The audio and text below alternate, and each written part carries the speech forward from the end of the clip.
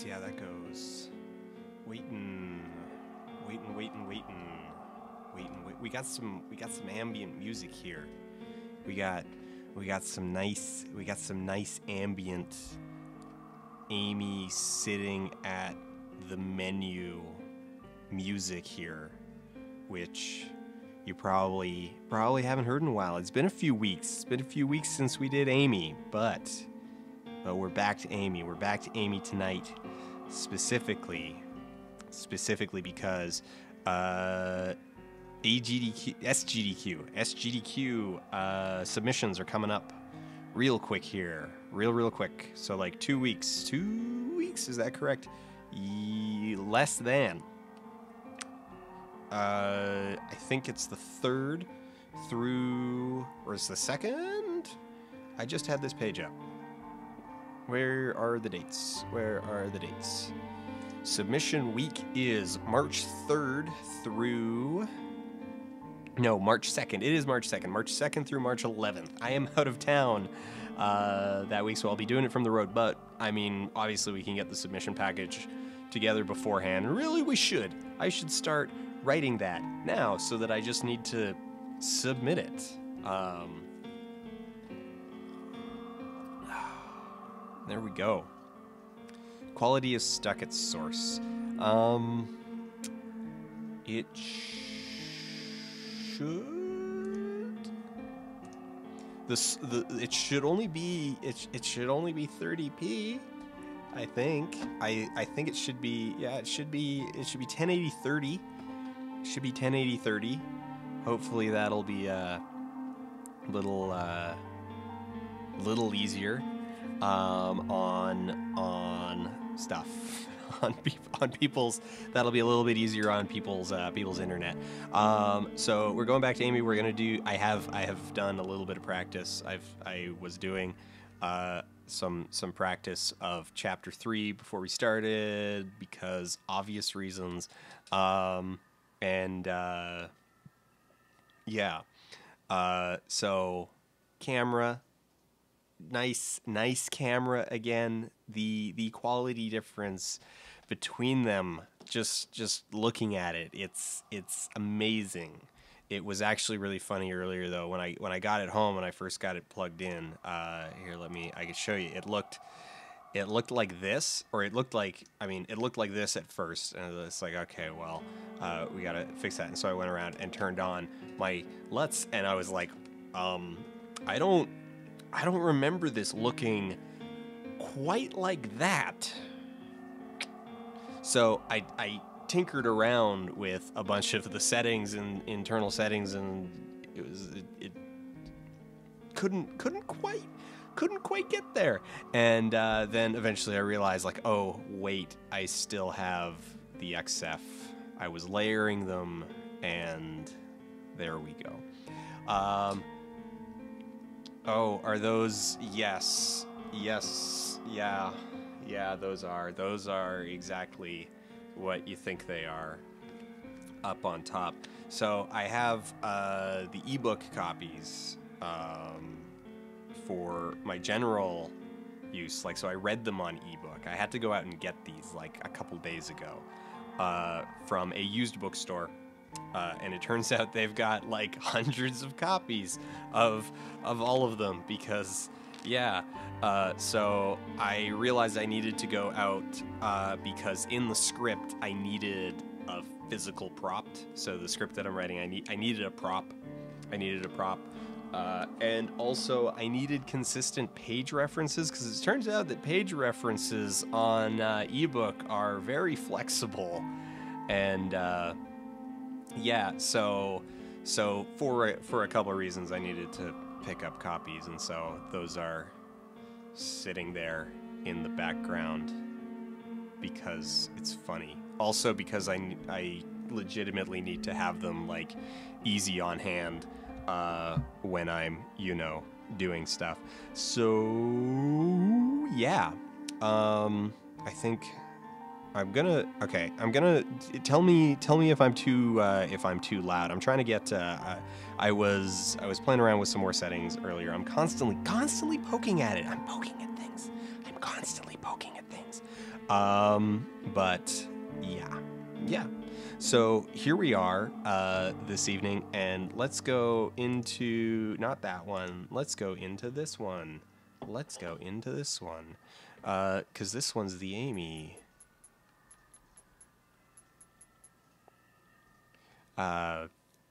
This one's the Amy. So I'm gonna start off here just because the chapter 3 actually. So we'll just do a little bit warm up. We'll do a little bit of warm up, chapter 3, then we'll back out. You know, we'll just kind of work out the kinks. Like, even though I've done a little bit of warm up, but I need a little bit more. We'll do a little bit more warm up, and then we'll start a proper run, and we'll see how that goes. This is gonna work. Also, I'm gonna turn that down even more.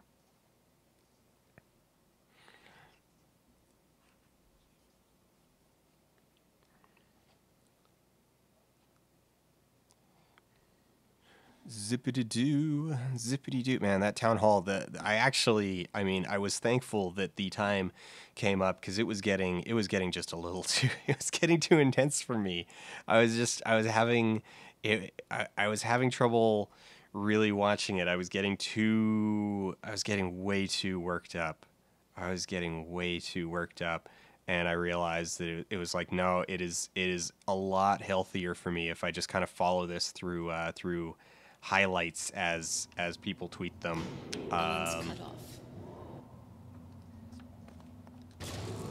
And the metros are on automatic pilot. There's one running every 15 minutes. so it was really funny when I fired up my practice not too long ago. I realized that I had forgotten what the actual controls for a bunch of this stuff was. Like, oh, what's the button to actually use Amy's power, and what stick does what? How do you actually cast her spells? And yeah, so that was a oh man, I'm glad I did this private and not live, because this is exactly the stuff that people are like, Dan, you need to practice more, you need to take it more seriously. And I'm like, yeah, I do need to take it more seriously, especially with SGDQ coming up. We're gonna make it. We're gonna go the distance. That's good. We're going now wait here. for speed.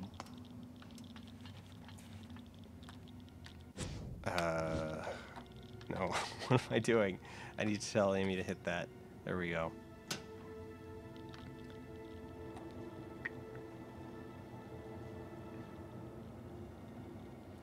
Gotta get Amy to push that button, and then we're gonna cross the obstacle.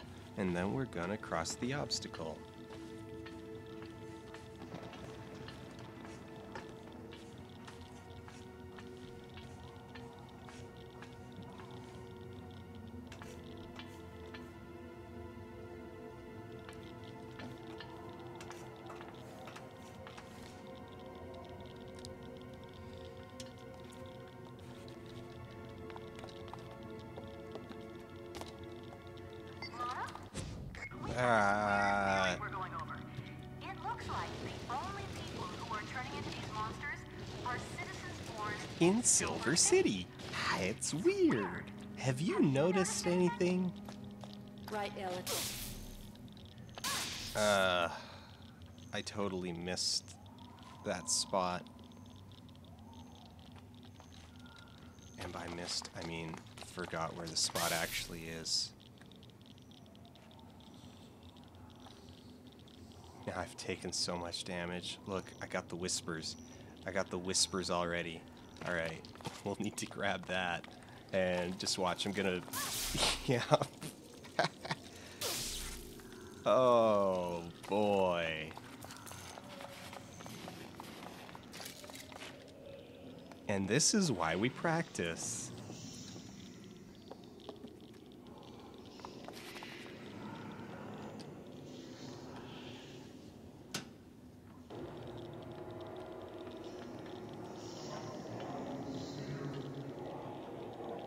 I would have done even more practicing, like earlier today. Like I would have done a full run Be able to cut off the on security. Ellen, it's me. I found on the my syringes own, for you. but I was busy today. 'Cause today was a busy day because I am working on an absurdly long video about 50 Shades of They were Grey. waiting for me. 50 Shades of Grey, more like 50 Shades of Yay. Yeah? Yeah? Uh-huh. No, no? No? No one? How it works, how it flags a pattern. Why it only affects some people and not others.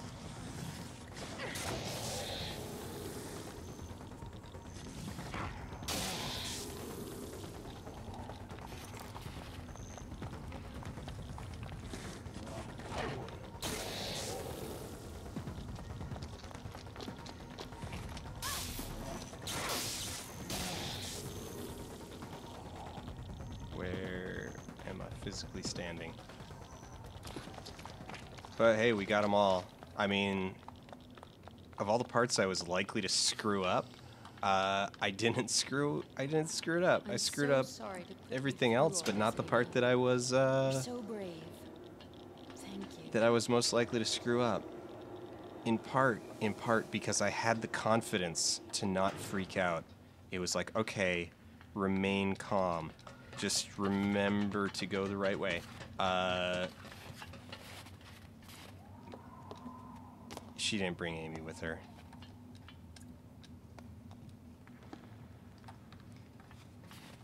I was running around like a lunatic. Wait, okay, I thought she already did it again. Authorization accepted.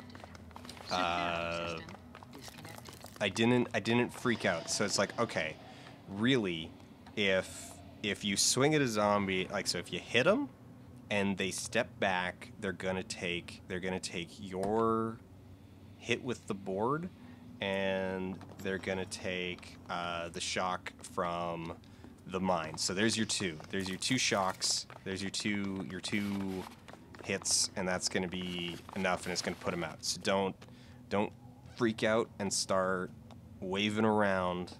Don't turn into a wacky arm flailing inflatable waving tube man thing. I don't remember the Family Guy joke. It's a Family Guy reference. I'm referencing Family Guy, and I'm not doing a very good job of it because I don't remember the joke.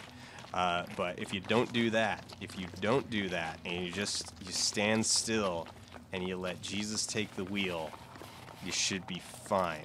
Because every time I've gotten into those fights in the mines and I've died, it's because I just freaked out and started bouncing back and forth.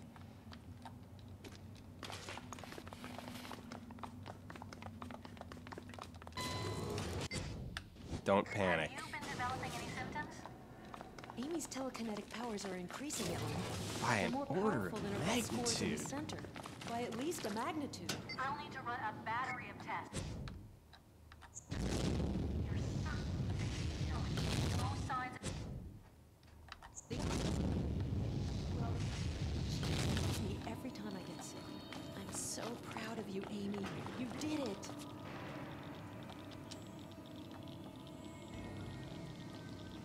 All right. This is going. I mean, this half's going so far. Going Wait for me, fine Amy. so I'm not far. going far.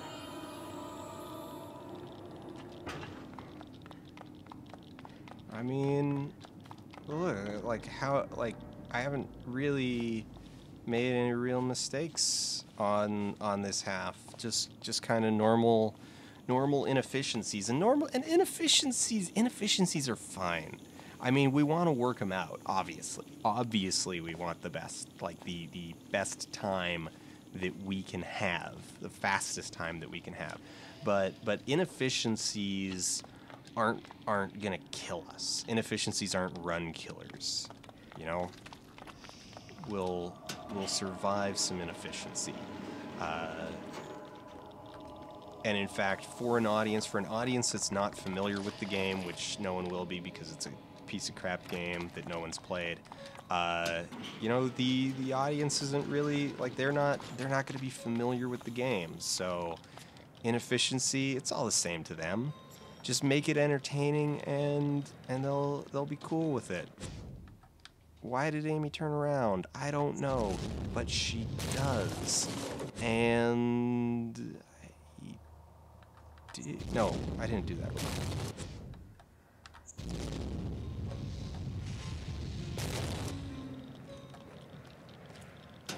I did that. Yes, I did do that wrong. I did that partly wrong. Come on, Amy. Come on. I did it in the wrong order. You bash one, you hit the button, you do the other two.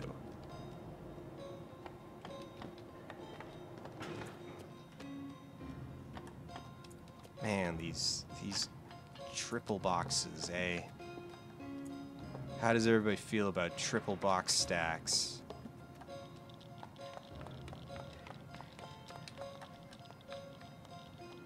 Come on. That's a brave girl. You can do it. Alright. Wait for that. Tell Amy to hit it again. Lana should have dropped down. Yeah. Playing dangerously. Ish. By not grabbing the crate that I need to pull. You gotta pull the crate, but not pulling it. Just kind of standing next to it, holding a button at the wrong spot, being real good at everything, and doing it all correct and stuff, and totally not just. All right, don't lose Amy on the Coke machine. Don't lose her on the vending machine. We didn't. I mean, I said it, and it happened. I said don't, and we didn't. And I'm trying to skip a cutscene that we can't skip. Let's get all that out of our system. Yeah. This was, all in all, actually not that truly awful as far. Like, let's be honest. You've seen my Chapter 3s before. You've seen my Chapter 3s. You know how they go. That was very alright.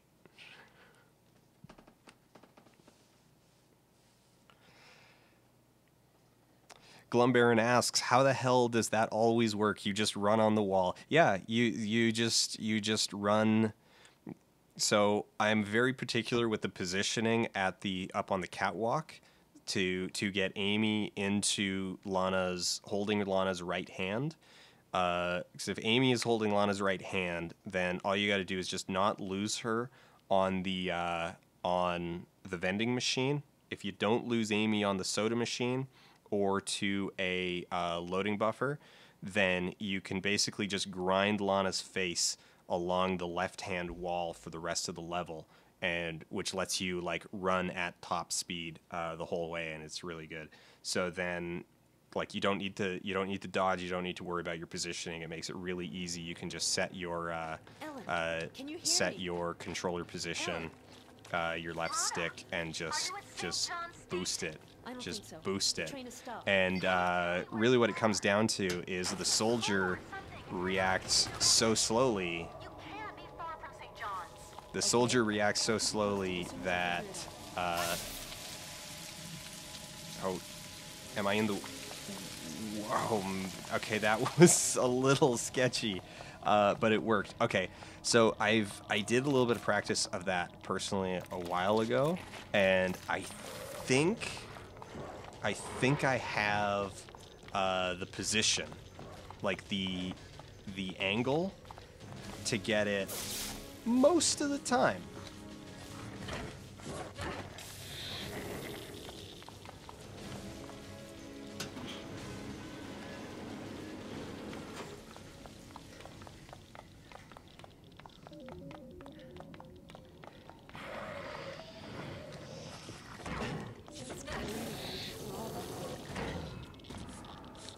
Execute. All right, it's all right. can stand that. Oh no, oh no, oh no, oh. Whoo, not that super clean, but it was okay.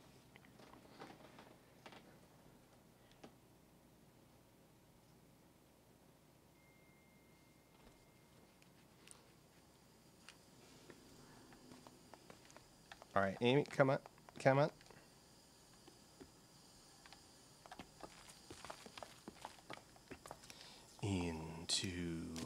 Get in the vent. Get in the vent, Amy. Amy, get in the vent. How the hell did you not die? I honestly don't know. I have done that so much better and still died in the past that I have no idea how I survived that. I was certain I was just gonna like keel over and was amazed that I didn't. It was so bad. It was so bad. I'm trying not to do Amy Hole for obvious reasons. I mean, I think it sounds really funny, but I just imagine what general Twitch chat would do with the phrase. I mean, that's also the reason why we find it funny, is because it sounds really inappropriate on top of everything else.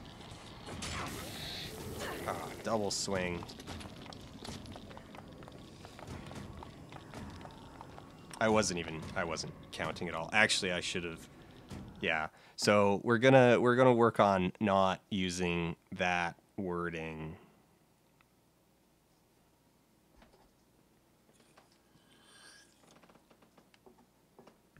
Ellen? All right.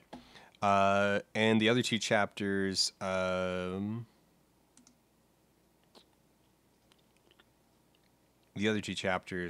go back out to menu. 3 is still my weakest chapter. 4 is touchy. 5 and 6 I've got. 1 and 2 I've generally got. 1 I've got. 1 is 1. Chapter 1 is chapter 1. We've got chapter 1 so consistent that it's like 10-second difference on it is like what we, it's like, really 11:02. I did 11:02 on chapter 1. It's like, yeah, 11:02. All right, so we're gonna exit.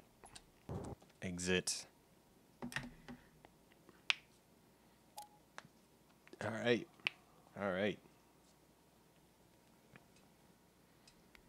Until I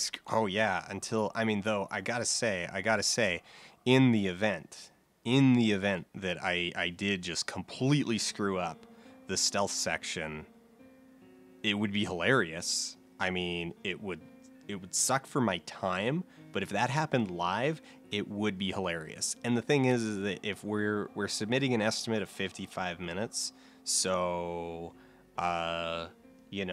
we can absorb a couple just really stupid mistakes, and then just make them funny. And yeah, really amp it up. So today, just one more thing that we're gonna go back to main for a second. I just want my headphone ear pads also came in. So, I mean, this one is no longer like falling out. They feel so nice, and they look all pretty and new. The old ones were so bad. All right.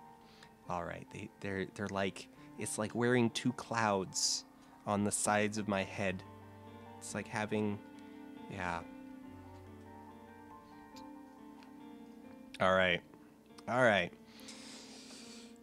Everybody ready? All right. 3, 2, 1, go. So, this is Amy, released in 2012, developed by Vector Cell. we will be playing as a character named Lana. We are going to be skipping virtually all cutscenes, so we won't get any story. We will get barely any story. We will get a marginal volume of story. But needless to say, Amy is going to be it is a pastiche of every single zombie apocalypse you have ever read or watched or played. And I do mean literally all of them. All of them. Every last one. You may be asking, is it a virus? And the answer is yes. Is it some supernatural judgment from God? Or has hell overflowed? And the answer is yes. Are there weird syringes you can inject into your neck?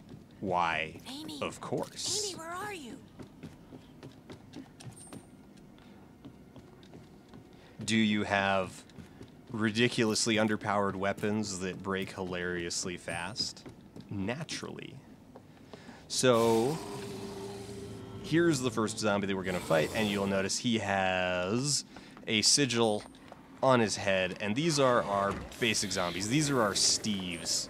We're gonna have a bunch of Steves that we're gonna deal with in this first chapter. They are going to be basically all that we'll have to deal with in terms of zombies. We'll just be dealing with Steves in this first chapter. We might have to deal with a single Super Steve, who is a Steve with a slightly higher than expected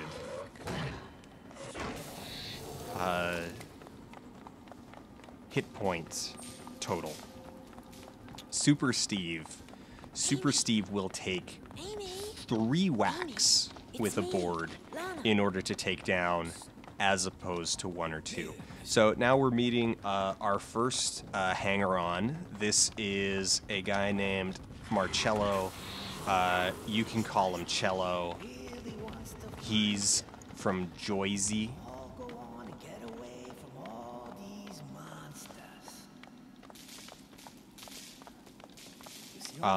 He's gonna be with us for all time. There is in fact a steamy budding romance between the two. It's largely going to be subtext in this first chapter, but just pay attention to it. Just key yourself into it, and you'll be like, oh yeah, I see it. Those two, they're gonna hook up later. You know, you feel it. You feel it. Just raw animal magnetism as he hands Lana this DNA cracker so that she can hack these genetic locks. Alright, so now he explains that we got a bunch of dots on our radar.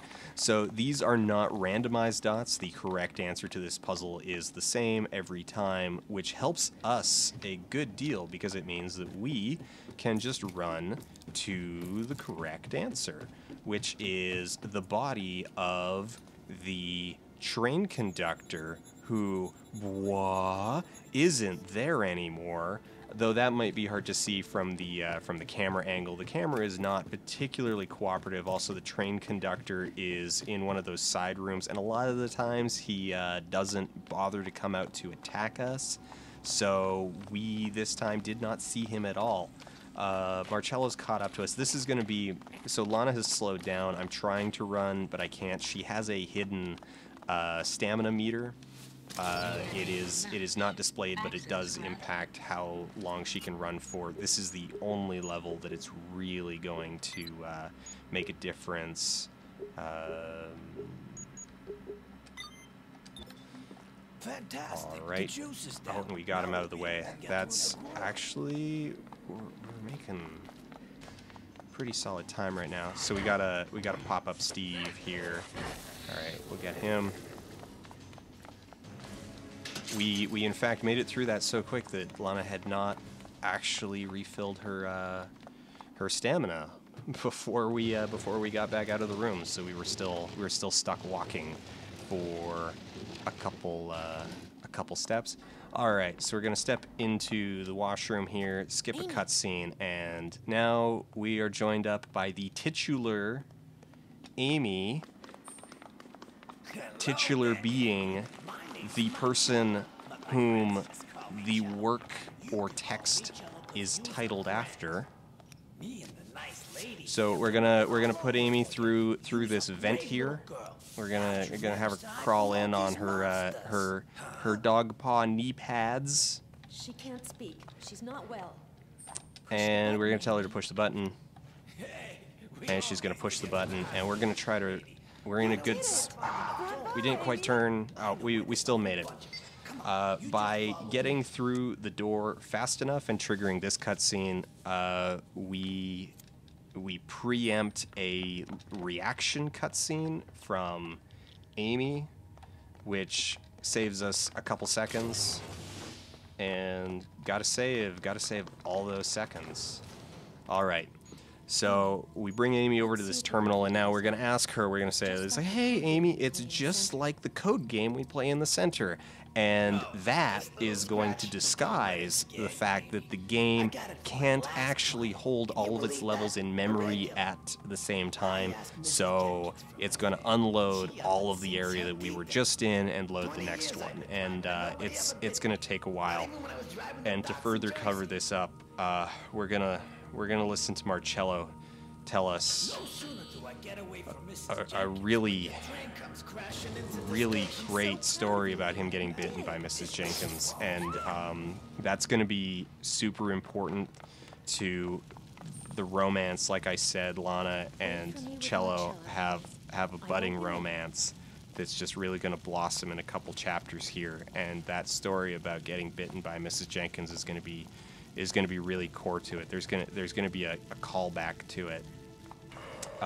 So pay attention. Oh, we got ourselves a Super Steve, and there you go. 3 hits to take down a Super Steve. Super Steve really, put in some extra hours at the gym, and it shows. It shows. He went there. He got the gains. He put on the Doom 2016 soundtrack and just hit it. And he got those gains. He wanted them and he got them. Good on him. And now he's melted into a pile of, I don't know, wormy goo. It's a little weird, but I mean, I don't judge you, Super Steve. You tried. No monster be calling out for a little girl. See, Marcello tells us that. He tells us that no monster would be calling out for a little girl, and I'm not quite sure that's how it works. I am not going to say I'm an expert on the issue, but I feel like monsters often call out for little girls.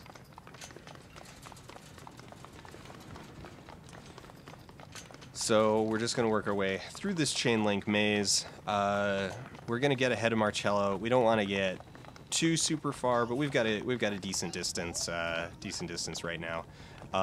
If you get way too far ahead of him, if you leave him behind, there's a good chance his AI will get tripped up on the geometry, and I hope I didn't just lock him out. Okay, we didn't. Good. I've done that before. Hit the button just a bit too early, and yeah. All right, come on, Marcello. Get in. There we go. Magic key. Cello and his magic key. Lana's really looking forward to Cello's magic key, if you know what I mean. This is just one of my regular streams. I can get away with that. I'm gonna get all the lewd innuendo out of my system. It's all built up because I've been doing all this 50 Shades writing, and it's just I need a coping mechanism. I gotta cope with it somehow.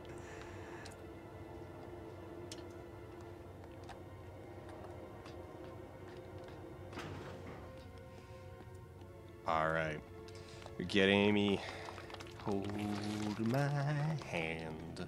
Shh. All right. There are soldiers in the air. Oh no. I'm gonna see if we can get Oh no, some help. Marcello. You two stand back. Marcello, I'll soldiers.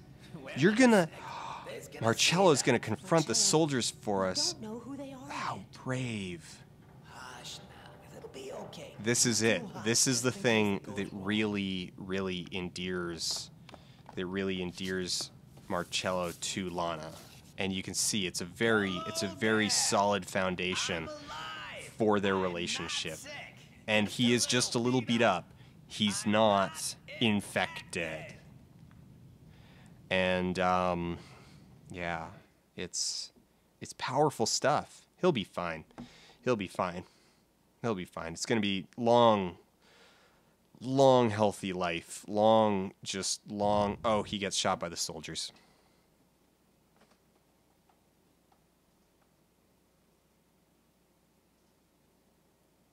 Oh, I forgot my splits.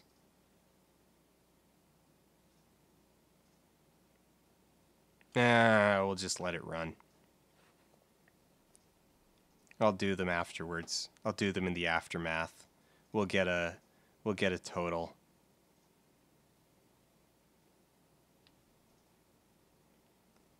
I'm too busy. I'm trying to focus. I'm focusing on performance and commentary, which is killing my ability to focus on splits. I can't focus on both of them. I can't do both of them. I can't remember to do splits and also make wisecracks at the same time. So we'll just pretend I'm on the old timer that didn't have splits, and yeah.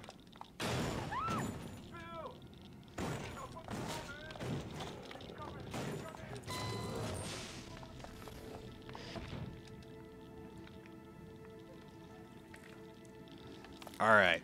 So Amy is around the corner here. We gotta find her, but she's hiding in this locker. If I can get Lana actually like positioned properly, and then we're actually going to like reset at a checkpoint. So chapter 2 is going to introduce a important new speedrunning mechanic, which is restarting when you hit a checkpoint. This is long and boring, but also faster than going through the various things that happen in between the checkpoint popping up and oh my, there's a not unheard of but unusual glitch where the ogre's head just disappears.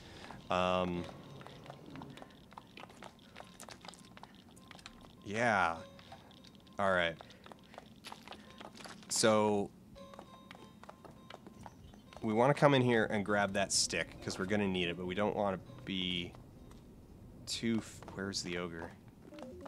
Okay, all right. We were actually pretty good with our timing.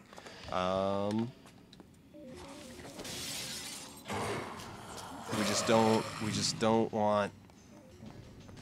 We don't want to be too fast. We want to be fast, but we don't want to be too fast. All right, so this is our second zombie type. These are our Jareds. These are our Jared Letos.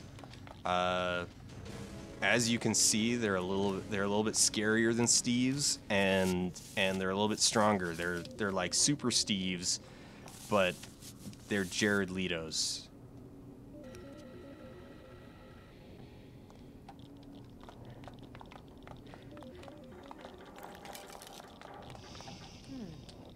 There's a blue key card in that room.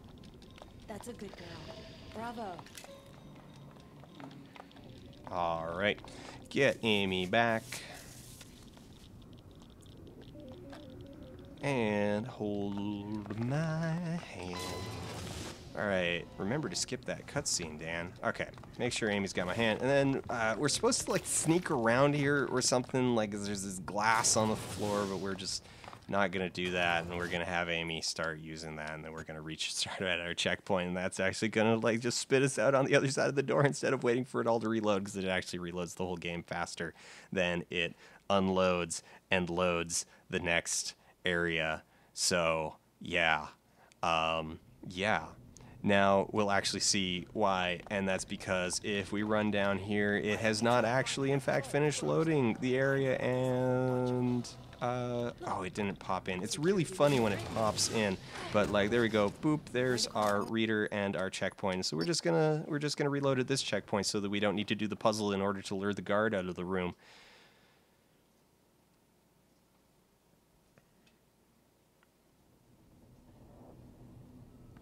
All right, so now that we have completely bypassed the luring that guard out of the room, we just need to go through the immensely troublesome process of getting ourselves out of the room, and then we can just zippity-doo-dah down on here. And so now these are laser tripwires, and you can just plow your way through them. It doesn't matter.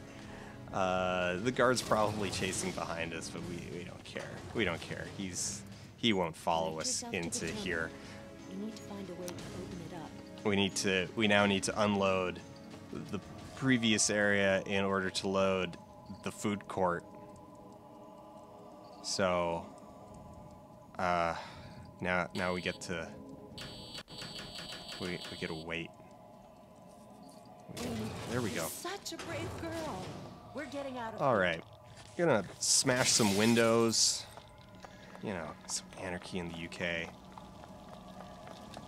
All right. Oh, took a shock from that, but it's okay. We actually got pretty lucky here. There's between 0 and 2 Jareds that will pop up in the food court, and we got lucky with 0. And Amy didn't get super far, didn't get into a really bad position before we could catch up to her, and so we can get here. Now, unfortunately, I kind of sometimes don't want to restart here, because if we don't restart here, we get to hear a lot more of Pastor John talk. He doesn't really say anything you haven't heard before in about 800 other zombie movies and zombie video games, but he is kind of entertaining. But we've routed him almost entirely out of the game, so you know, a little bit of a loss there. All right, we're gonna shove this Jared in order to slow him down a little bit, so that we can hopefully, ideally, get in through this door before he gets shot by the cops. And then we won't have to sit through watching him get shot. And we can get into the room, hit the checkpoint, and reload. And yeah, we'll just wait on that. So this gets us the orange key card that we didn't bother to get. Oh, hi, Amy. John, the scrambler in the server room is starting to show signs of wear and tear. Go take a look at it, will you? The scrambler is in the server room. Always. I don't know why they don't keep the scrambler in the server room. Cut the scrambler, and then we can call Ellen. All right, so we got the blue key card. We need to make sure that we like push that guy, that we give him a little bit of shove. Otherwise, he just shoots us as we run down the hallway. But then we're gonna zip through here, past this checkpoint. We're gonna get on down here, and we'll run to about here, and then we'll stab ourselves in the neck while we're standing in a puddle of goo. It's not the best plan, but it will get us to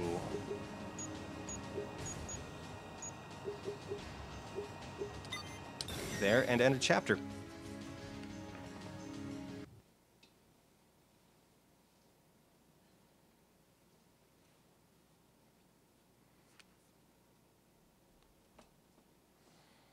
This is gonna...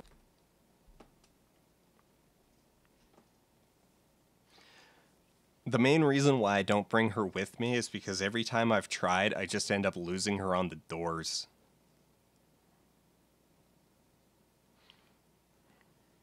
And it's like if I fail, I end up back at a checkpoint where she teleports to the checkpoint anyway. So yeah, it's like same difference either way. Either I pull it off and we don't need her, or I don't pull it off and I get her back. So, all right. The game compensates for my inadequacies.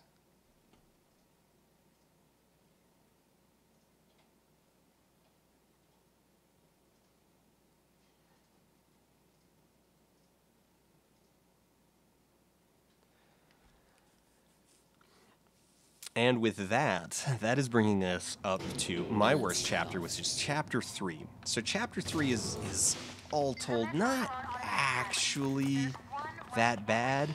It's just my nemesis. To get down to one. Take the North Line, 7 stations. There's an entrance directly into the hospital. Me and chapter 3 don't really get along too super well. But it's also our first introduction to Amy's magic powers, which we have not yet interacted with. Did you know Amy has magic powers? I didn't know Amy had magic powers, but she does now, largely because we've routed the rest of them out, because the game is really good.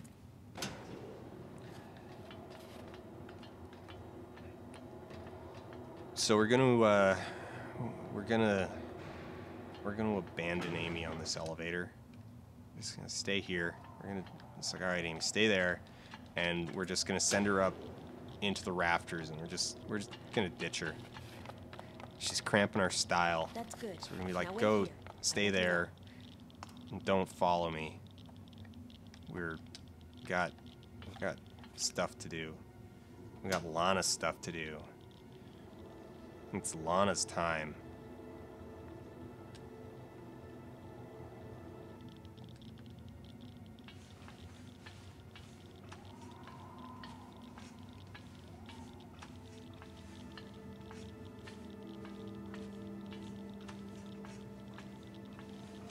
Vex is reminding me to mention that Chapter 3 has 3 potential out of bounds, and none of them are useful. They all just drop you into a pointless hellscape that you cannot escape from. Lana? We've got this weird It's a great metaphor for Amy 2012. The only people who are turning into these monsters are citizens born in Silver City. It's weird. Have you noticed anything? Right, Ellen. I'll ask the next zombie where he was born before he bites me.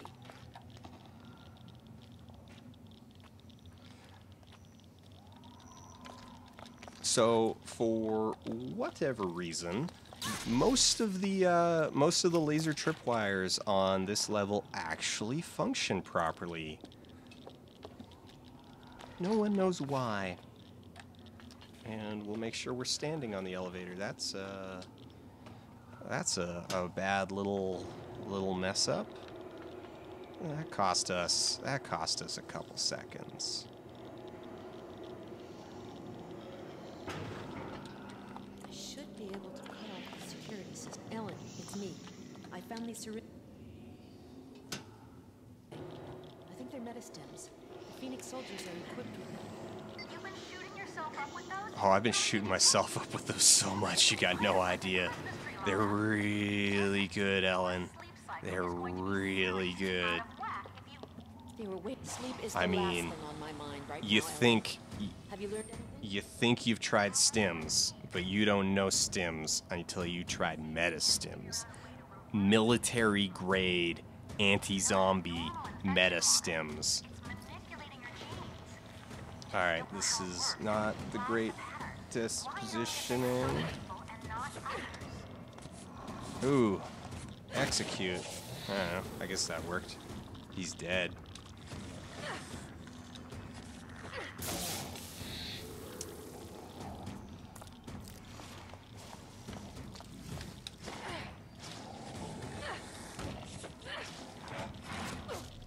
Oof.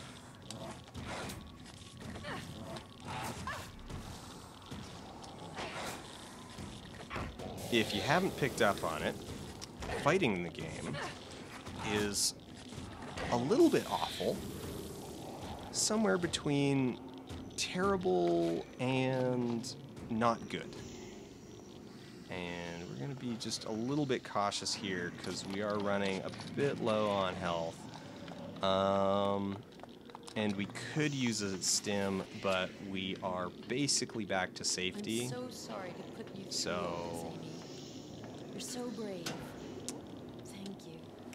I should probably use one anyway. You know what? Just because knowing my luck. I mean, we gotta wait for the elevator to come down anyway, and just knowing my luck, I'd be like, it's fine. It's come on, grab Amy's hand. There we go. There we go. Oh, go the right way. Go the right way, Dan. You know, it's fine. It's fine. Then would be standing there and then, you know, waiting for Amy to come down on the elevator, and then Lana would just like keel over dead and would be sent like all the way back to the top of the elevator. No joke. That's where the last checkpoint was, all the way back at the top of the elevator. So we would need to cross the entire room again. And we would need to fight all of the zombies. It's good. It's good. It's good. It's yeah. All right, so we have backed up in order to access this computer and to recharge Amy's. Oh, we gotta remember, we can skip these. We can skip all of these tiny cutscenes in order to recharge our Amy's shockwave power, and also by hitting the computer shuts off all of the mines, so we can just all the tripwires, and we can just zip on back through here. Now, going back and refilling Amy's shockwave, if we can hit these buttons in the correct timing, is going to let us bypass the next puzzle entirely. We just need to make sure that nothing's glitched out there. Crossing through that loading zone will sometimes just delete Amy's powers entirely, which, you know, is awesome when it happens. So you want to figure out if that glitch has happened sooner rather than later. And that right there, breaking those boards while we wait for this elevator, bypasses the puzzle that is all on that side of the room where we're looking right now. We don't need to interact with it at all, which saves us a ton of time. So much time, just lots of it, just lots of time, just all the time. So much time. It's just so much time.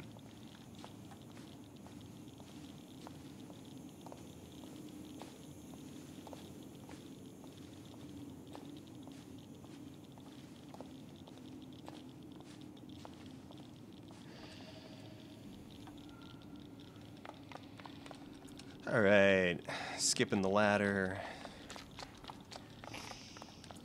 Opening the gate. Come on, Amy. Just standing at the wall there, just nose against the wall. All right. So we're gonna just do some make work here while we wait for Amy to copy down that glyph. We got time for it, and then we'll wait. All right, there we got the indicator. Okay, so.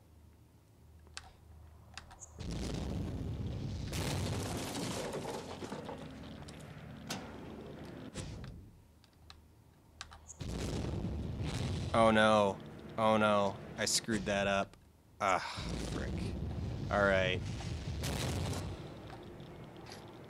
Well, we gotta back up. Come on. That's unfortunate. I missed one.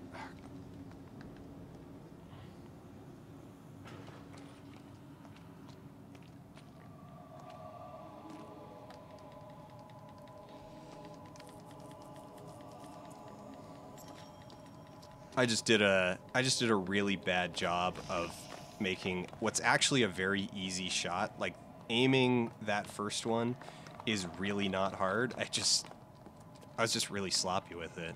I was just really sloppy with it. So that cost me, I don't know, 15 seconds-ish. So we're just going to abandon Amy over here.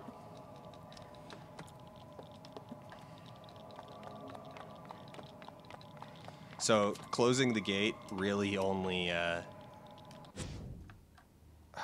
no, come on. Oh, frick. Okay. Amy, move. All right. There we go.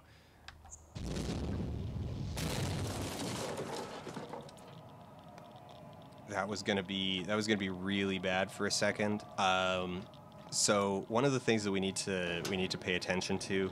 So if Amy's shooting from up on this platform here, up on this catwalk, you need to watch out for what the cursor, what the crosshair is, because if the crosshair is an X, then it means you don't have enough room to fire, because the shockwave doesn't actually originate inside Amy's model, inside her hitbox.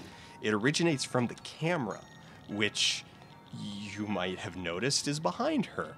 So if she's standing with her back to a wall or a crate or something like that, you can fire her shockwaves and they will immediately dissipate on the obstacle behind her.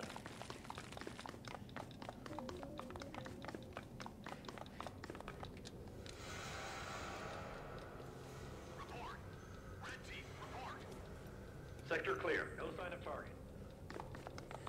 Alright, we got Amy in her right hand. We're just going to crank her wrist back at a really painful angle and grind Lana's face along the side of the train in order to zip into the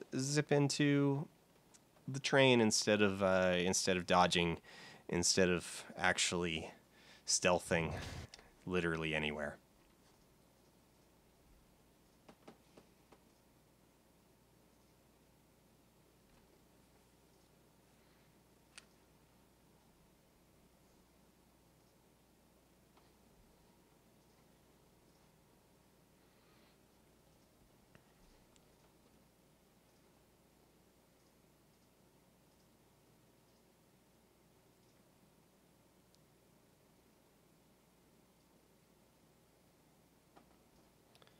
Okay, so on a personal note, a couple weeks ago on Twitter, I followed Dennis Dyack just because, I mean, why not? And he followed me back this afternoon, Ellen, so I'm still can you hear me? processing that. Ellen, Because Lana, are you at St. John's Station? sometimes train has stopped. Can you tell me where you are? sometimes I make fun of him on Twitter, and now I'm worried about that. Now I'm worried about that. All right, let's see if we get this. Yes. My path is paying off. It's reckless and butt clenching, but it works. All right, we're gonna push this Steve. We got Steve in his Letterman jacket, and we're gonna get this board, and then we're gonna take care of Steve. All right. So we got to make sure a little thing, a tiny strategy that you're probably not even seeing, but it pays off, is if Lana is running when you go to pick up something, whether it's a weapon or a key card, if she is currently flagged as jogging, if she's running, then she picks it up instantly, instead of doing a bend over animation. And right there we just skipped half the level. Actually, 2/3. We just 2/3. We just skipped about 2/3 of the level right there, by using the healing mechanics against the game in order to run through a. Come on, Amy, grab my hand. In order to run through a near instant death kill. Death kill, insta. Do you see 3450. Oh, I missed the time. So that was going to be about 46. So we're looking at 3540 is our time. All right, our train's coming at 3540. Everybody remember the train's coming in at 3540. So this is supposed to be a zombie gauntlet where you like stand at the door and zombies come and attack you from like 2 different hallways, and you gotta hold your ground while Amy opens the door. Or you can just run down into this area where you're not supposed to be, because you can like just watch the zombies spawn. And I can't see my timer because Siri opened again, but that was the 3rd guy, so I'm pretty sure we're like just about at time. So gotta catch our train. There we go. You can adjust many of the vision settings. Thanks, Siri. Go ahead. No, close. Sorry, I can't. Ellen, Raymond is after us.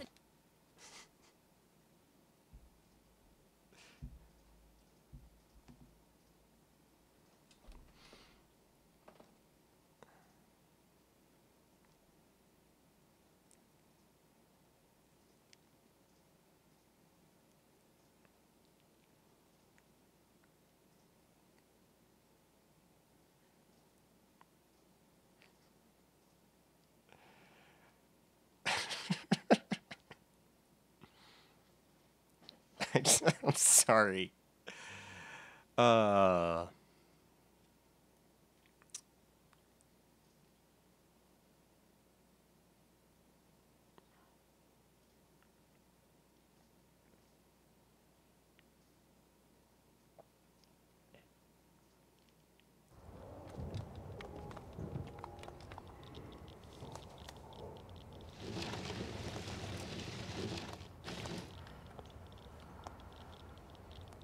All right. So this level is the culmination of everything we have learned up to this point, and for some reason our cycle is off just a little bit. That guy was supposed to be in a different position, but he wasn't. So we are a couple seconds, a little tiny bit off of our desired pace, but it'll be fine. It'll be fine. So a mechanic that we were supposed to deal with last level is this right here, where Lana, if she's infected enough that like the sky turns pink, then she can walk among the zombies. Like, as long as she doesn't move too fast, she can just walk among the zombies and they won't attack her. And this is actually to our benefit, because there's all of these puzzles all around us. It's all just one giant puzzle that you're supposed to unravel with Amy, bringing her through all of the different skills and abilities that you have mastered up to this point. And instead, we're just going to shuffle along until we get to this shadow on the ground, and then we're going to book it. And we're just going to, like, see you later, Amy. I'm going to the hospital. I don't need you. I'm just going to grab this key card and reload at the checkpoint.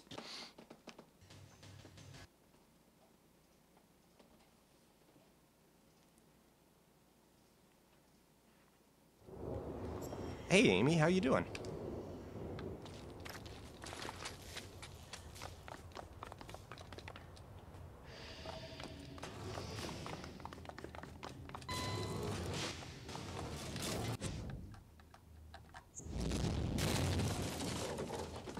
Alright, so we're gonna break that.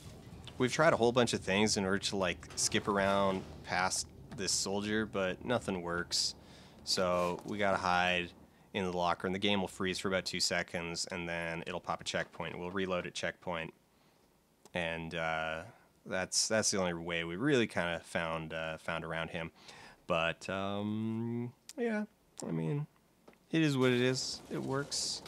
I really wish we could just not have to deal with him, but we do. I know they're scared. And just but lost. I'm going to get you to Come the on. hospital. All right. You'll be safe No. there. I promise. All right. Got it. The positioning on this is a little funky.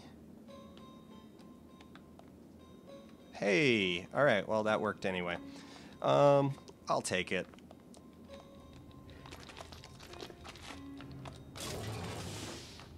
And I have no idea what just happened.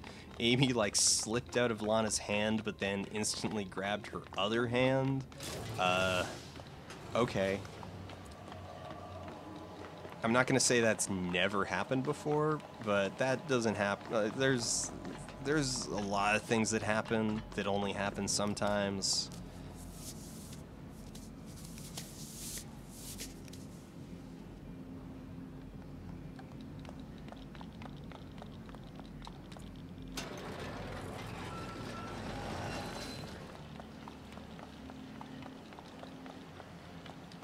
Alright, so we're about to pit the game against itself.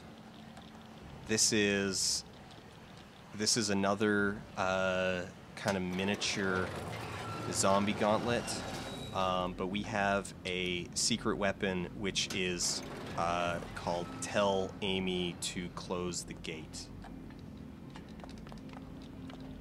So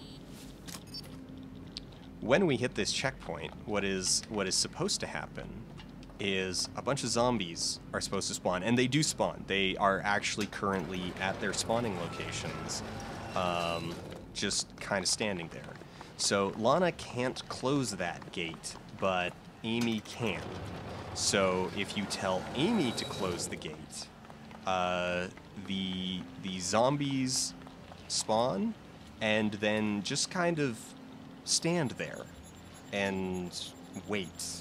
It glitches out their pathing, and then most of the time, not always, not 100% of the time, but the vast majority of the time, it glitches out their pathing, and they just stand at their spawn location and do nothing, which is a huge boon to us. And we left Amy back in the sewer because we don't need her.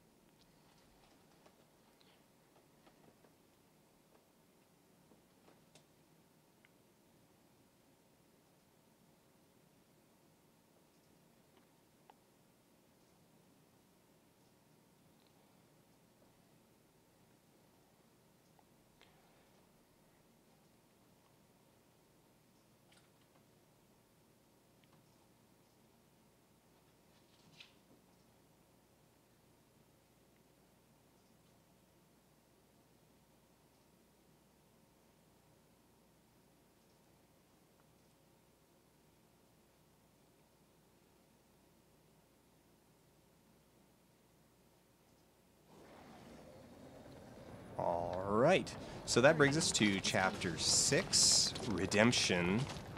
The previous chapter was called Sacrifice, even though nothing was sacrificed at all.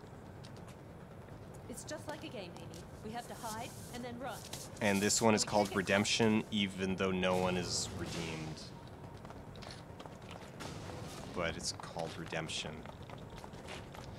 So we have a fixed amount of time here to get set up for what's coming. So we're gonna zip around and grab some supplies. We're gonna grab some healing syringes. We're gonna grab a defibrillator, and we're gonna plant the defibrillator in this puddle on the ground. And then we're just gonna kind of wait for a little bit. We're gonna wait for Willem here. Willem Dafoe is going to come join us, and there he is. He's right on time. So we're gonna have a little standoff here over this puddle, and then give Willem a good old bonk in the noggin, and then run away like cowards, because we are cowards. And we're gonna get Amy. Push the button. And we're gonna just kind of try to not get hit by Willem as we pass him through that doorway. Get back, turn our defibrillator back on, hit ourselves with a metastim, turn around, hit Willem with a regular stim, and by stim I mean crowbar.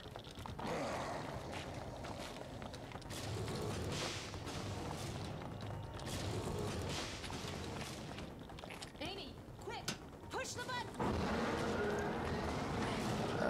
We'll give him a little shove, just for good measure as we pass. I mean, we don't want to go slow, but we don't want him to go too fast. And time.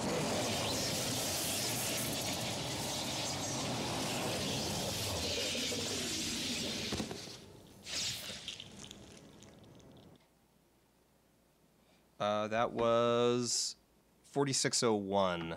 It's a little hard to see because the timer didn't stop, but it's I can see it here. It's because it's just under chapter 1. For the first time, I had the feeling that we weren't alone. If anyone could find out what Professor Raymond had been doing to Amy, Ellen could. That is a solid time. So that was all right. We're gonna.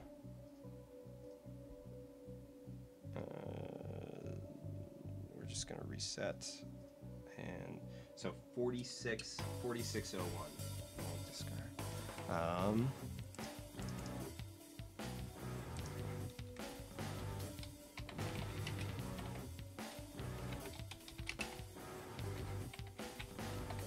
That is a pretty okay time. That is a pretty okay time.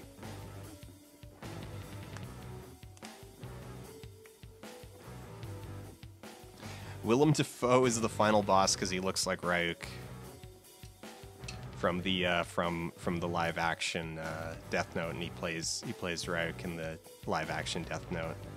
So, well, I guess he looks like Ryuk in general, but Willem Dafoe plays Ryuk in the live action Death Note on Netflix. #branded content. Just pretend to be sponsored by Netflix. Yeah, so there. That's where the nickname came from.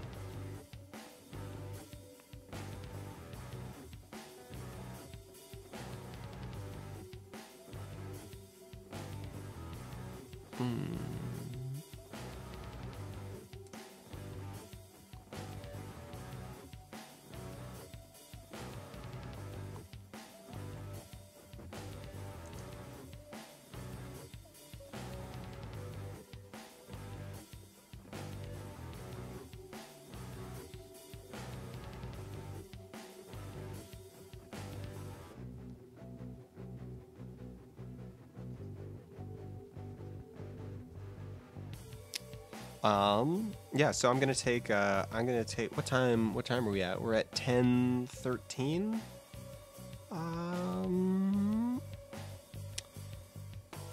I'm gonna like that was a solid time, so I'm gonna go just take a quick break and get a glass of water, relax my hands a little bit, and then I'm actually really happy with 46:01 as this week's time. So then I think we'll do like chapter 3 again. We'll do like chapter 3, chapter 4 again, because I think that's where all of my trip ups were. What were my trip ups? Yeah, I screwed up the main trip up actually that kept me from getting sub 46, because I would have had a 45-minute time. Was screwing up that shot at the end of chapter 3. So, I'm gonna go into just my normal timer, my normal stopwatch, and we'll do a nope, wrong.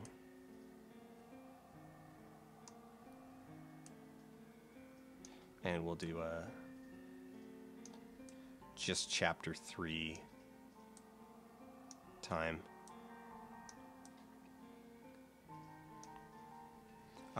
So yeah, all right. I'm gonna go get water, and then we'll come back and we'll do chapter 3. I don't know, twice. That'll be about 20 minutes, maybe 3 times. Yeah, half hour, something like that. And yeah.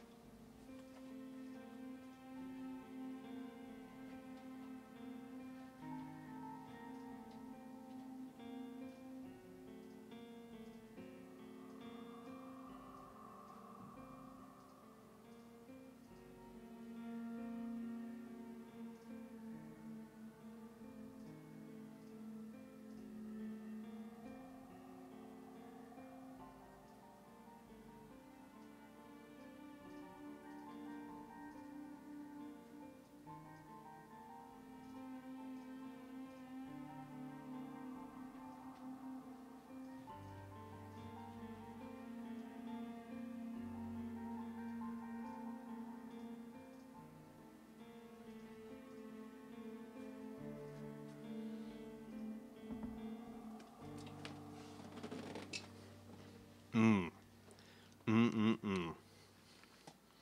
Mm.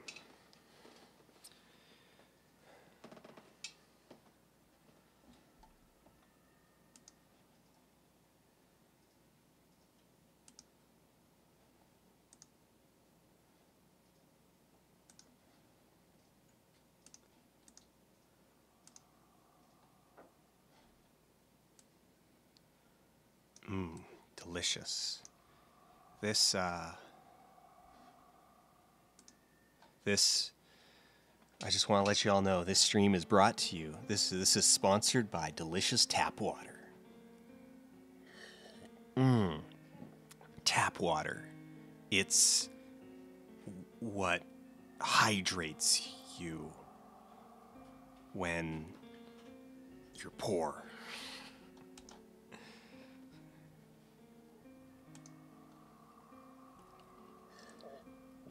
I should work on that bit. That was a very half-baked joke. I should workshop that one a little bit harder. Also, I think I do have my... Well, I mean, I should. No, wait. I'm saying I should. I literally do have my... How do I pull them up? How do I pull up my bests? 1156 is my personal 1156 on chapter 3. So that's what we're looking at beating. 1156.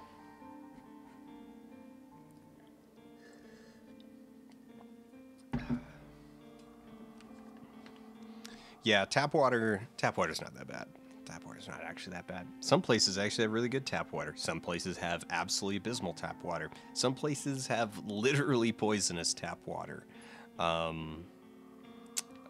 Just a quick reminder that Flint, Michigan has been without tap water for going on 5 years.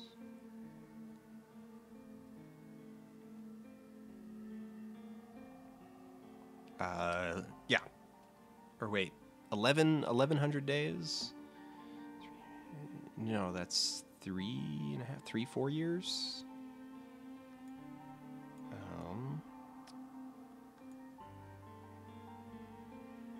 Chapter 1, Exodus Easy. Why? What is that one? I don't know. Yes.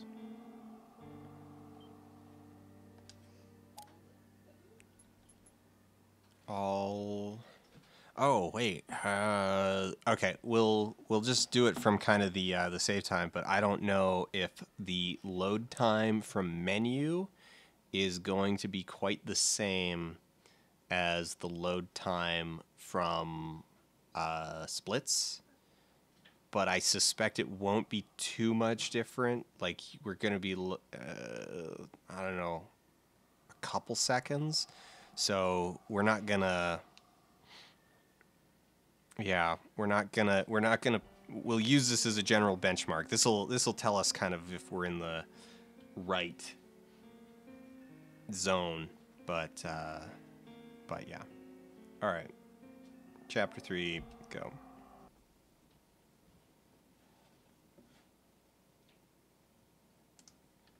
This is gonna work.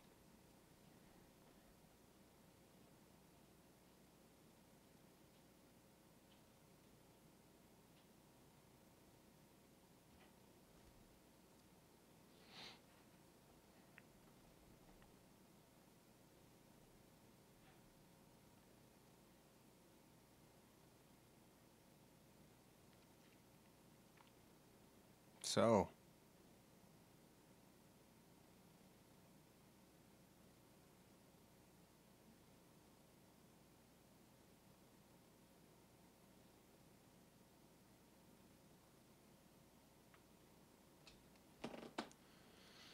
oh, so I went back and finished the campaign mode in NBA 2K16, or I shouldn't say I finished the campaign mode. The story mode. The story mode basically hits a point where the story ends, and then it opens up into just kind of a endless career mode that you can just play infinitely forever. And yeah, it oh boy, it went places, both good and bad. There was actually some like really good Spike Lee, like very Spike Lee moments that I was like, yeah, that's, you know, You did it. that's actually pretty rad. Like there was just some great moments where you're like, oh, damn, Spike Lee really is like he's really actually a good filmmaker. He's really good at what he does, or can be. It's not always, but he can be just freaking amazing. And then there was a bunch of other moments where you're like, I don't know if Spike Lee has ever seen a video game.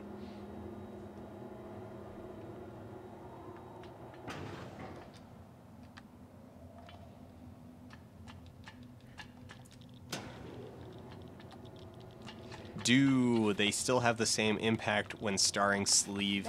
Nothing has anything approaching the same impact when starring Sleeve McDykel. The really funny thing actually is once you're out of the main story campaign, you still get little tiny bits of regular story mode with these occasional press conferences that Freak will do after games, and they're hilarious because they use, for whatever reason, it's only these it's only these post-story press conferences that use your in-game model instead of the cutscene model, which means that Sleeve McDykel in press conferences is the 5'4" Sleeve McDykel instead of the 6'10" Sleeve McDykel of Spike Lee's story. It's really funny because the inverse kinematics on his arms. The inverse kinematics on his arms. He's supposed to have his forearms resting on the table, but because Sleeve McDykel is so short, they're actually like clipping up through the table at a weird angle. Because the attachment point is actually like at the edge. So since Sleeve's shorter than the table, his arms are just like poking up. It looks really funny. Ellen, it's me. Infection from developing. I think they're metastems. The Phoenix soldiers are equipped with them. You've been shooting yourself up with those? How many did you I think I used that. Oh no, it's still triggered. Like a Christmas tree, Lana. Listen, your sleep cycle is going to be And I just seriously out of whack. They were waiting for me. Sleep is the last thing on my mind right now, Ellen. Have you learned anything?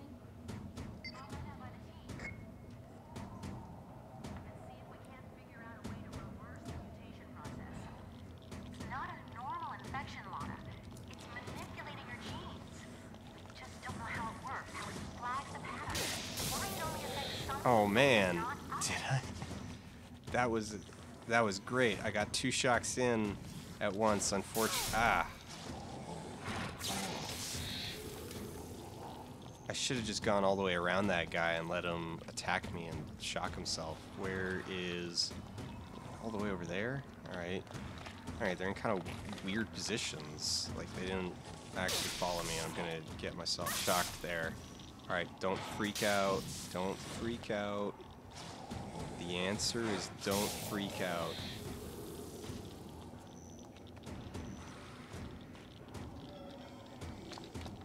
All right, there's still one up. We'll deal with him. He'll follow me up, and he'll get here as we're waiting for the elevator, I'm so and it'll sorry be through fine. all this, Amy.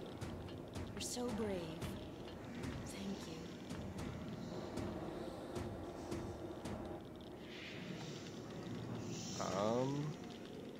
Or he's still not here yet. All right. We'll deal with him when we come back. This might be a bad plan. I don't know how bad. I am not quite sure how bad this plan was, but we'll see.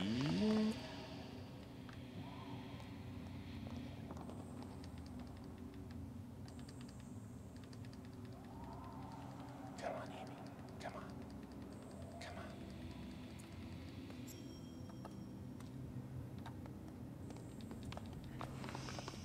All right. And back up the crate stack.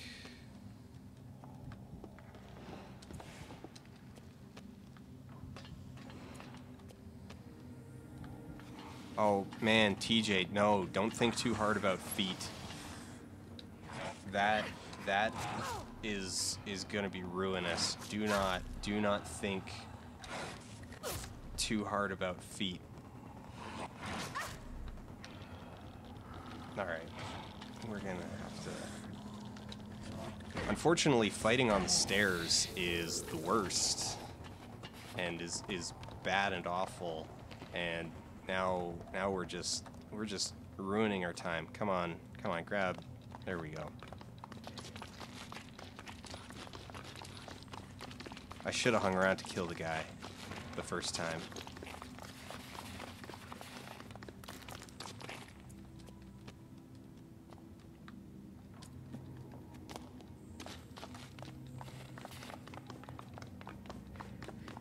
Oh, lost Amy on the door. Alright, but she still got... Have you been developing any symptoms? Amy's telekinetic powers are increasing, Ellen.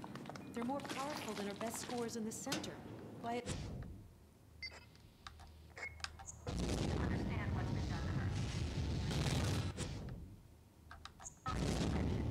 No, it's the opposite. Well, I'm so proud of you, Amy. You did it.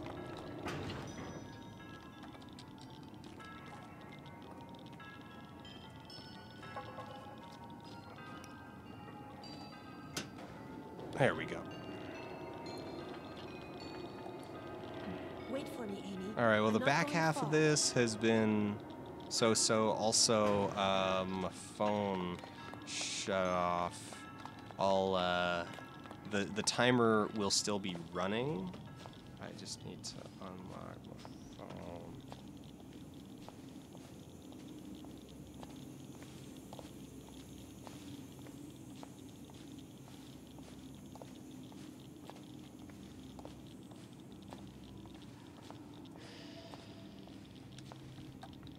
And then I stopped paying attention. I think I spent more time walking across that than I needed to. The back half of this has been meh. Anyway, we've been getting caught up on all kinds of tiny things, but we're not gonna screw up our shots. That's the thing we're not gonna screw up. That we're gonna do right. We're gonna do them in the right order.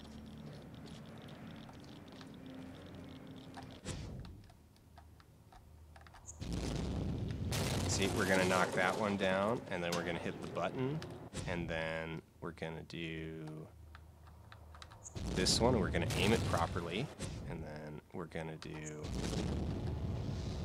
this one, and we're gonna hit all of them, and it's gonna be just pristine.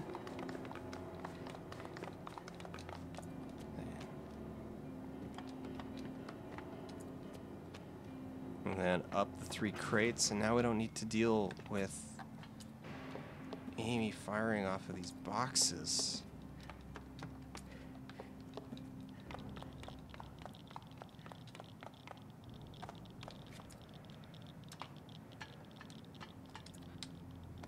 Oh man, I didn't quite hit it fast enough. That's Now a I gotta brave wait. girl. You can I do gotta it. wait.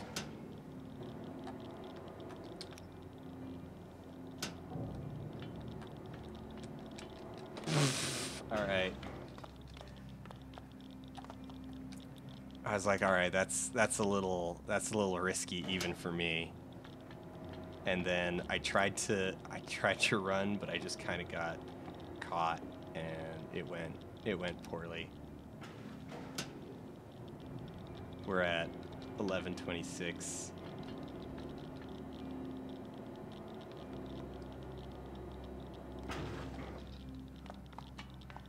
We're at like 11:37.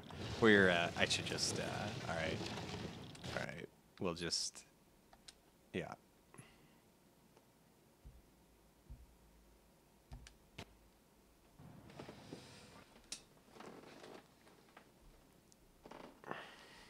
I mean, the rest of it from there is we got all of the we got the door open, so the rest of it from there is not an issue. The metros are on automatic pilot. There's one. I don't need to know the exact time. All I need to know is that it was long. Take the North Line 7 We don't need to stations. finish it. There's an entrance directly into the hospital.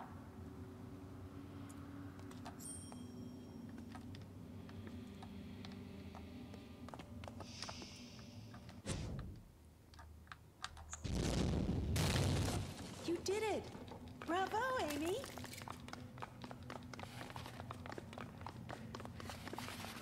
Okay, Amy. We need to get up onto the roof. You can do it.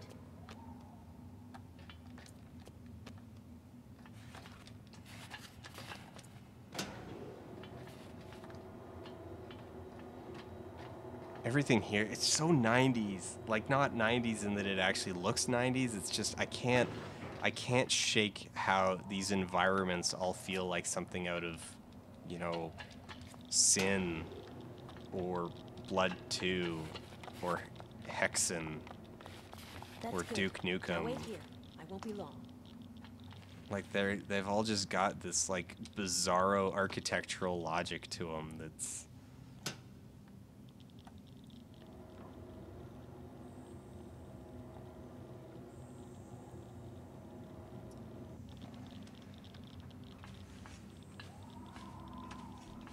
no, not that.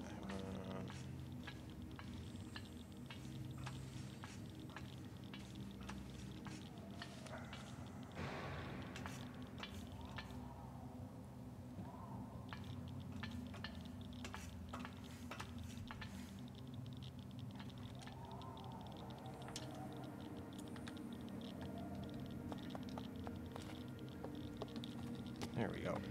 Lana, we've got this weird theory we're going over. It looks like the only people who are turning into these monsters are citizens born in Silver City. It's weird. Have you noticed anything? Right. Oof. Oof.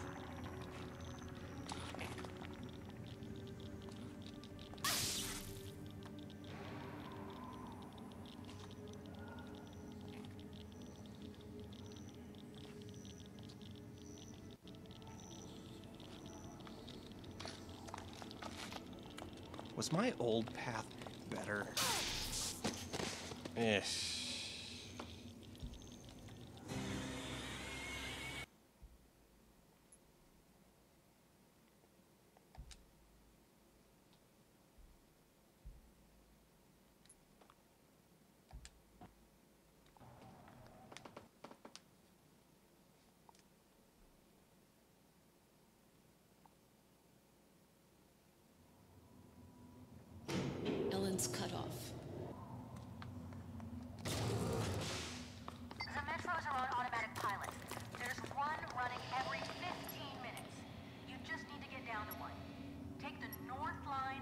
Here we are. There's an entrance Grindy directly regular into the practice. Alright. Come on, Amy, where are you?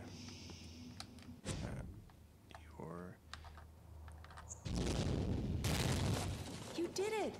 Bravo, Amy! One of the things that I need to get better about Okay, is that We you need to get can. up onto the roof. So You can do it. come on, Amy, where are you?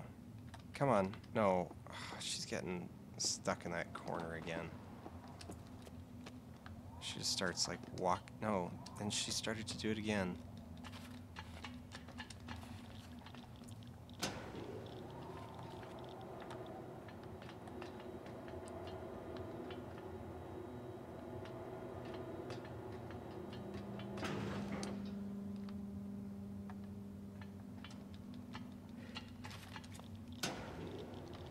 I'm starting to wonder if I have been too cruel That's good.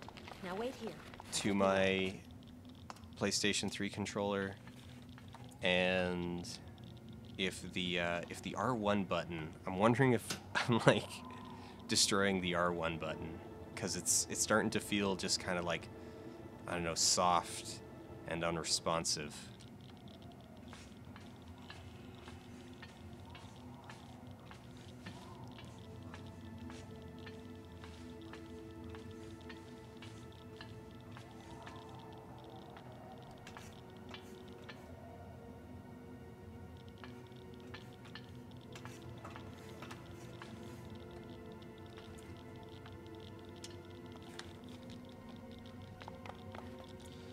But what I was saying was I need to start remembering to prime. So the places where you got to make a shot with Amy, she will be facing in the direction of. Have you noticed anything? Right, Ellen. I'll ask. Crap. 2, I'm fine.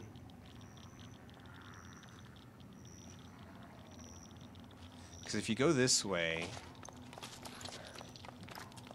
I only need to deal with 1. And I still get shocked there because I'm really bad at getting that angle right, which is why I usually just go around. Because it doesn't feel like the long way should take that much more time, but apparently it does, or it adds up. I don't know. I don't really know what goes wrong on Chapter 3 with me. I need to side by side it at some point. Ellen, it's me. I found these Nope, syringes full nope. of something to keep pistons. The Phoenix soldiers are equipped with them. You've been shooting I yourself didn't up even need with to go those? get that How many did you take? 3rd one. You must be wired up like a Christmas tree, Lana. Listen, your sleep cycle is going to be seriously out of whack if you... Sleep is the last thing on my mind right now, Ellen. Have you learned anything? I'll run that by the team. And see if we can't figure out a way to reverse the mutation process. It's not a normal infection, Lana. It's manipulating your genes.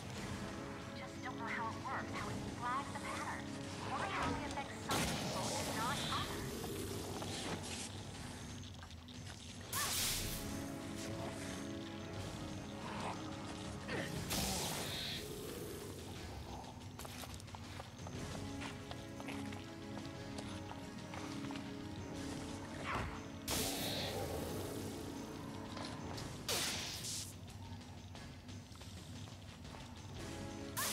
Ah.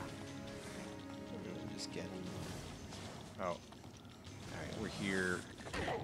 We're in the same place, same time. Might as well deal with them. That's good. There we go. No surprises later on.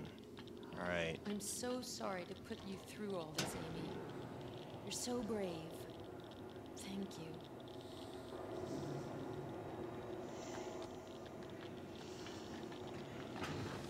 And look, we're even gonna go straight to the ledge that we need to get off of instead of turning around. Like, no.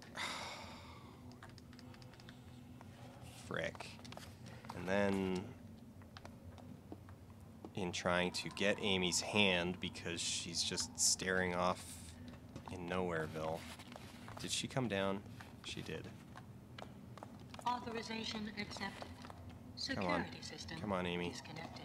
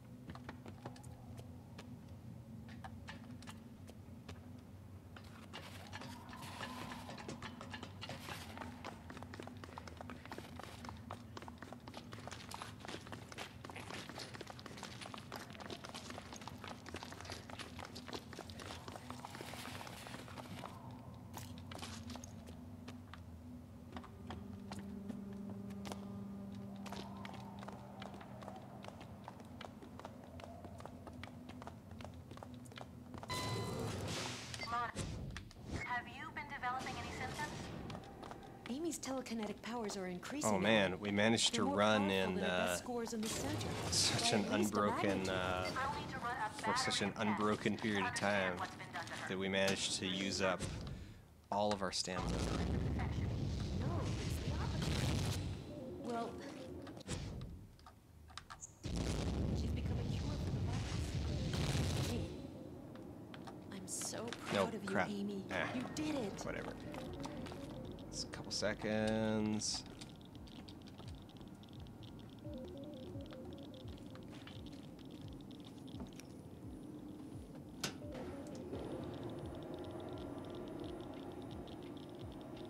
Wait for me, Amy. I'm not going far.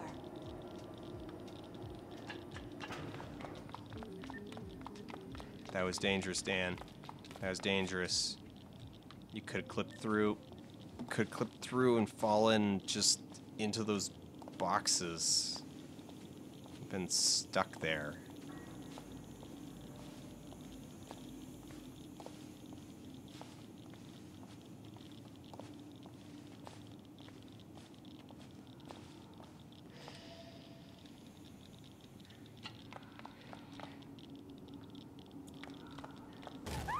Oh no!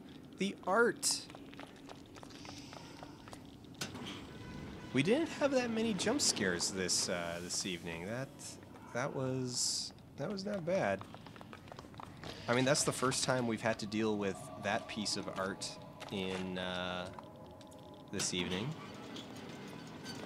and we've done chapter 3 a bunch. All right.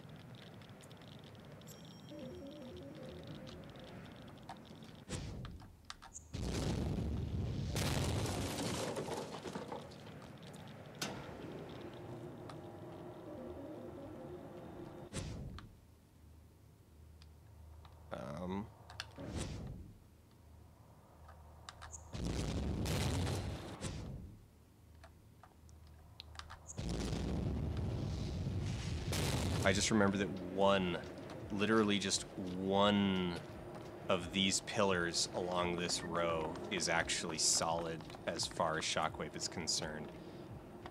But only one.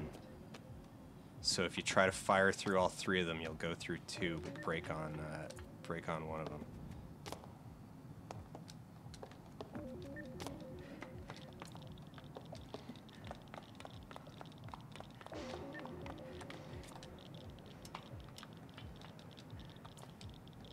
That's a brave girl. You can do it.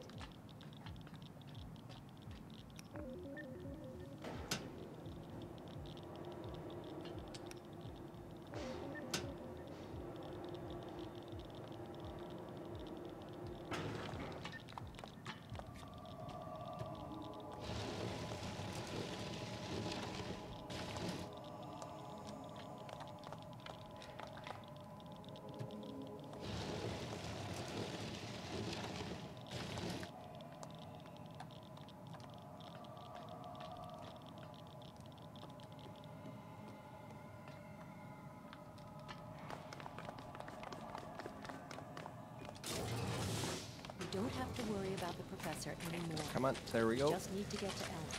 I'm taking And we're clear. Almost.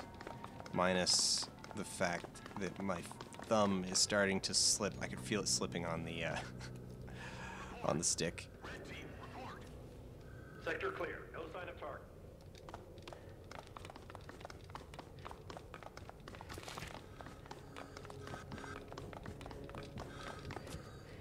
Uh, 10:55.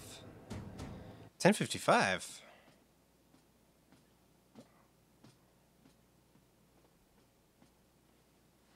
Yeah, I adjusted my thumb while the cutscene played, but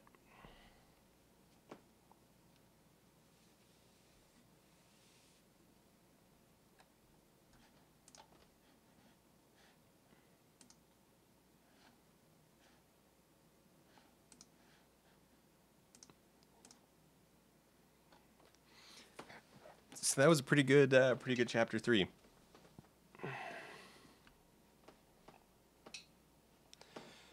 So 20 seconds off your time. All right. Well, that was not that clean. I mean, so I'm still gonna say that like that felt like pretty good. Like that was clean, but I don't think that was like the best I've ever done that chapter clean. So I'm gonna say that at least a chunk of that was probably due to the difference in load in, because specifically because that time, you know, I restarted from a death, so that probably cut, I don't know, 5-10 seconds off of Can you hear me? the load in time at least. Anna, are you at St. John's Station? I don't think so. The train has stopped. Can you tell me where you are? Give me a clue or something, and I'll give you directions. You can't be far Alright. from St. John's. Okay. I'll keep it. Yeah, I think I got that pretty consistent. So 10 seconds off your time, so then with probably a bit from the load-in difference.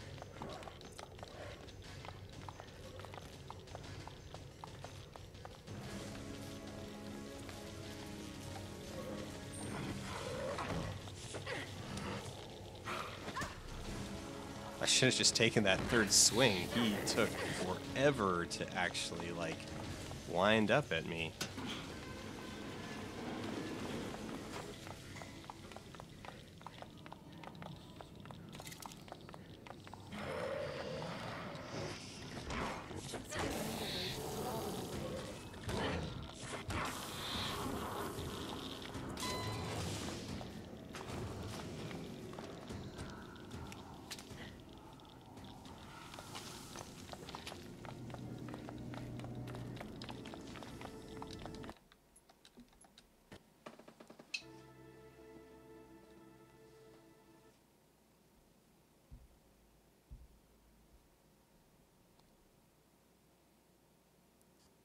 All right.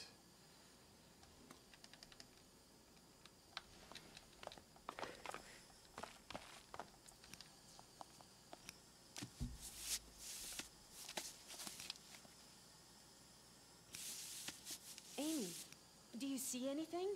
Can you open it?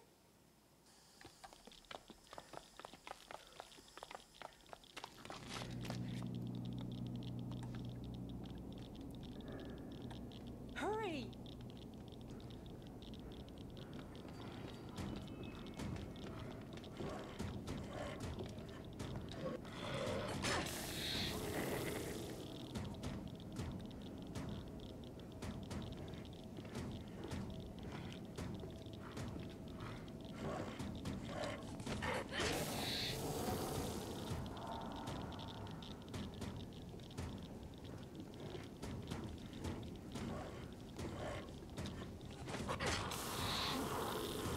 Oh man, you're in my way.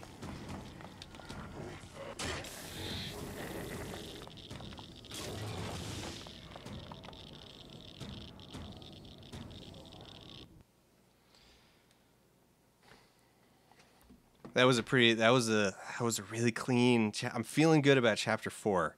I'm feeling like I've got, I mean, that Ellen? I hit I hit that window on the ledge jump. What, like three times in a row, 4 times in a row. So yeah, like it does look like there is in fact a reliable angle to come at it from. If you've got all of the rest of the timing up, then it just you're more likely to, like, you know, really likely to get shocked, and you'll be at the right angle in order to like hop across the gap. It's touchy. It is touchy. I mean, obviously it's touchy because it's taken us like 800 combined tries in order to get it. But yeah. So that's good. I'm liking that. So that was an okay 3. That was an okay 3. That was a good 4. So let's do I want to try 3 again? Do I want to do one more 3? Do I want to do one more 3?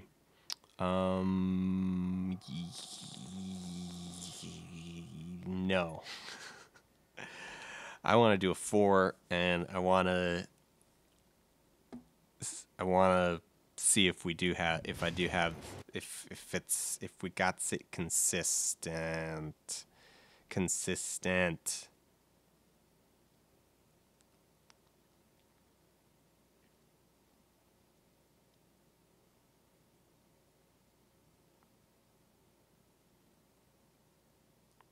5e rejected balance in favor of what's actually fun, then tweaking the numbers to balance after rather than tweaking the numbers first then applying fluff to them. I wish that were true. If 5th edition had actually gone with fun first gameplay design, it would look very different than it actually looks.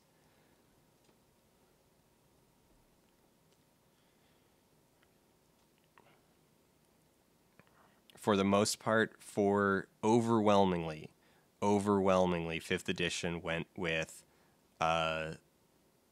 legacy faithfulness over everything else. Anna, are you at St. John's Station? I don't think so. The train has stopped. Can you tell me where you are? Give me a clue or something, and I'll give you directions. You can't be far from St. John's. Okay. I'll keep you posted as soon as I figure it out. Oh, hey, there we go. Nope. Actually, I felt like, I mean, I shouldn't say nope. I should say nope. I don't have it as like straight muscle memory, because that one was all kinds of sloppy. But that one got it. Okay, this is gonna sound weird. This is gonna sound like a weird excuse, but it felt like the level had not actually finished loading. Ellen! Anna, are you at St. John's Station? I don't think so. The train has stopped. Can you tell me where you are? Give me a clue or something, and I'll give you directions. You can't be far from St. John's. Okay. I'll keep you posted.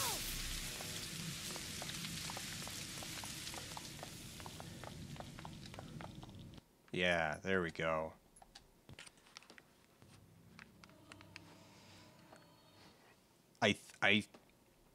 That first one, it sounds like an excuse. But it Ellen, was can you hear me? really Ellen. not controlling right. Are you at St. John's Station? I don't think so. The train has stopped. Can you tell me where you are? Like, it was a lot more stuttery, and just the way that Lana was controlling was not Okay. correct. I'll keep you posted as soon as...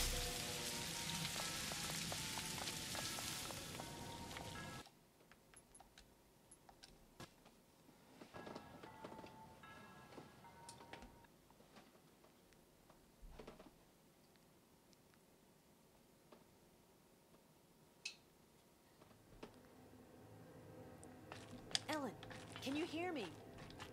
Ellen! Anna, are you at St. John's Station? I don't think so. The train has stopped. Can you tell me where you are?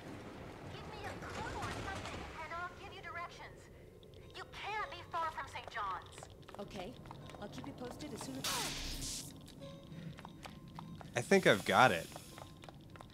I think that's it. I think we've got it. We have it at like not perfect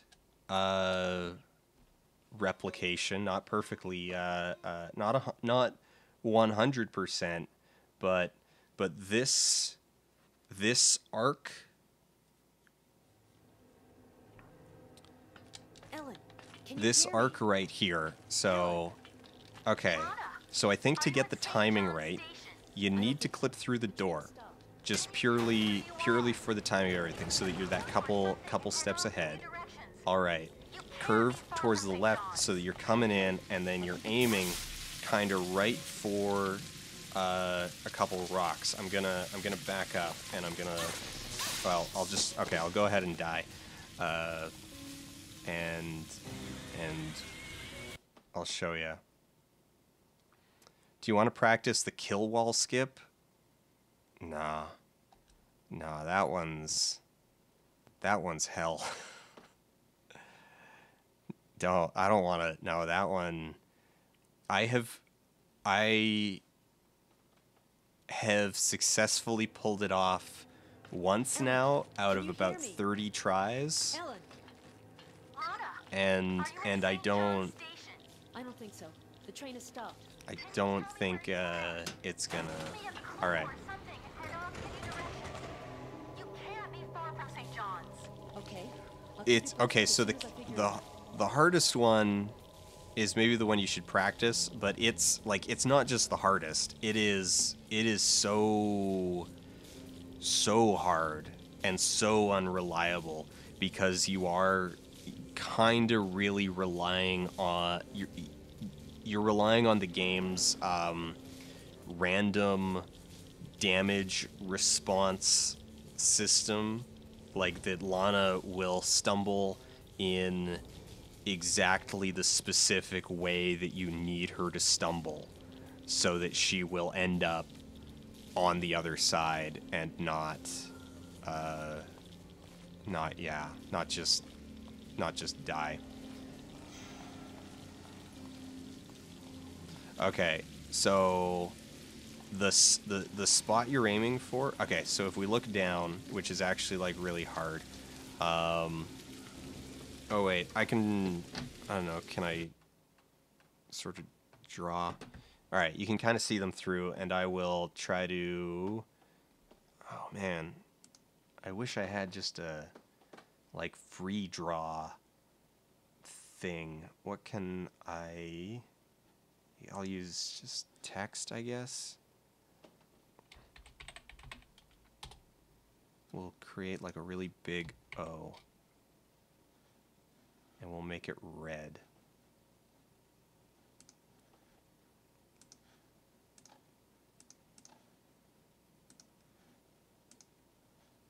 And we'll make.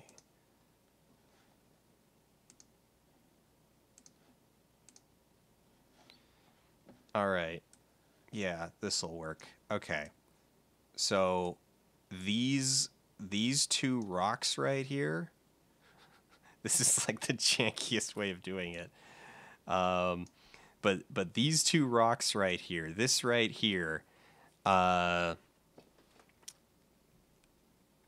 no, snipping tool, like, no, because is snipping tool gonna work in OBS? Is it gonna would it even let me draw on OBS in the first place? Like, taking a screenshot isn't a problem. The problem is I want to draw on the stream so that y'all can see it, not just for myself. I know what I'm looking for. I want to show y'all. But anyway, so the spot is basically like it's this rock right here coming at more or less this angle, just right like this, and you should get hit, because here's sort of the edge of the electricity damage zone, and it also moves, like it waves back and forth it wiggles. It wiggles with this with the wire, with the dangling wire, and so you want to be kind of like right at the edge of where it's at its furthest point, and then if you hit here as it's right at the same point, you're perfect. And so the timing works out that you're in sync with the two. But so if you're coming at the angle and you're aiming for basically like these rocks, these two rocks right here, mostly this rock, a little bit more towards this rock. There's your rock. There's the rocked freedom. Freedom from the tyranny of press X to cross obstacle.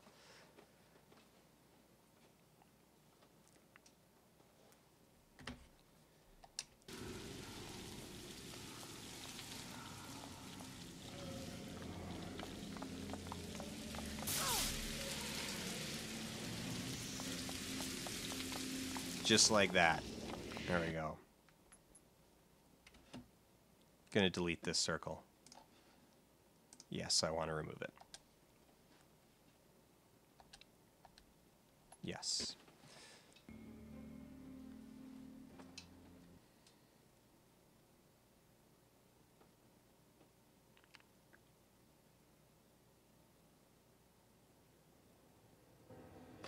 Ellen, can you hear me? Ellen, Lana, are you at St. John's Station? I don't think so. The train has stopped. Can you tell me where you are? Give me a clue or something, and I'll give you directions. You can't be far from St. No, John's. my infection increased when I was busy faffing about, and then that was why I paused, actually, was because it was getting really high.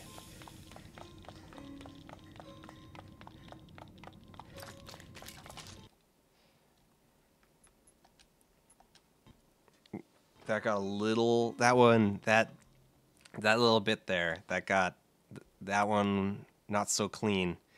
Not so clean, not so great. But I still made it.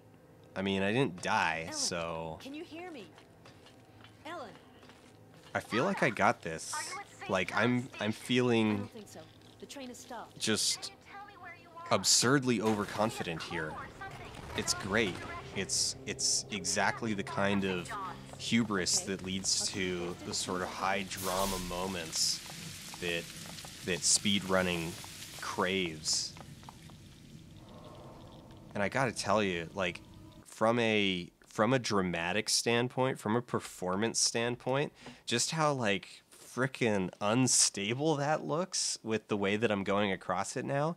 'Cause like previously, you know, the way that we were doing it before, where it would be a much shallower approach, felt like you'd end up like just right on the ledge, nice and against the wall, and then you just slip right across. And now I'm doing it, and I'm getting across, but I am bouncing around like a maniac on all of these like rocks and bumps in the terrain, and it looks like I'm gonna just fly off into nowhere and die at any second. And like that's some good drama. That's some like that's got you, you know, clenching really good. So I like that. I like that.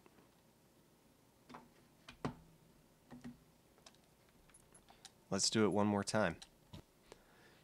It's after 11, so we'll do it. Yeah, we'll do it one more time. And saying that, we're probably gonna fail, and it'll be great. It'll be embarrassing. It'll be a good comeuppance for my hubris for how much I've been just like talking myself up. It'll be beautiful. All right, everybody get ready. Everybody just get your Greek chorus masks on and get ready for You can't be far from St. John's. some Deus Ex Machina pathos. And oh, not gonna happen. I'm unstoppable. Sorry, everybody. I am in fact just that good.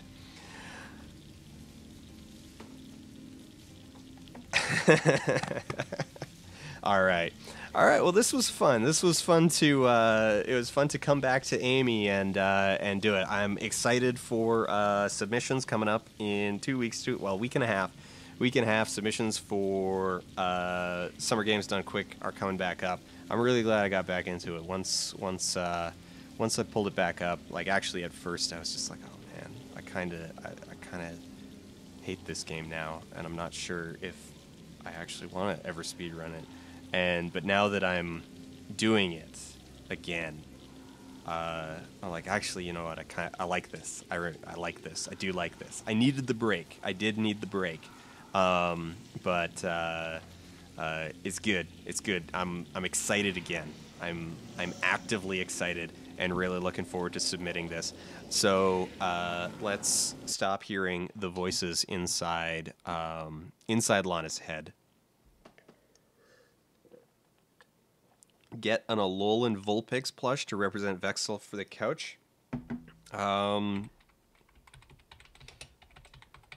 Vulpix plush. They do make those. Oh, they're so cute. They're only like $14. What? Oh my god.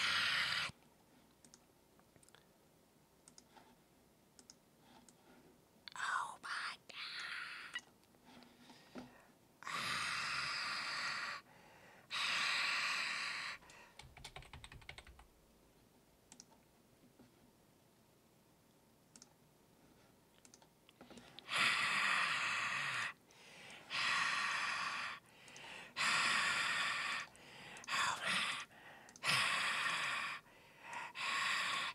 Look at it.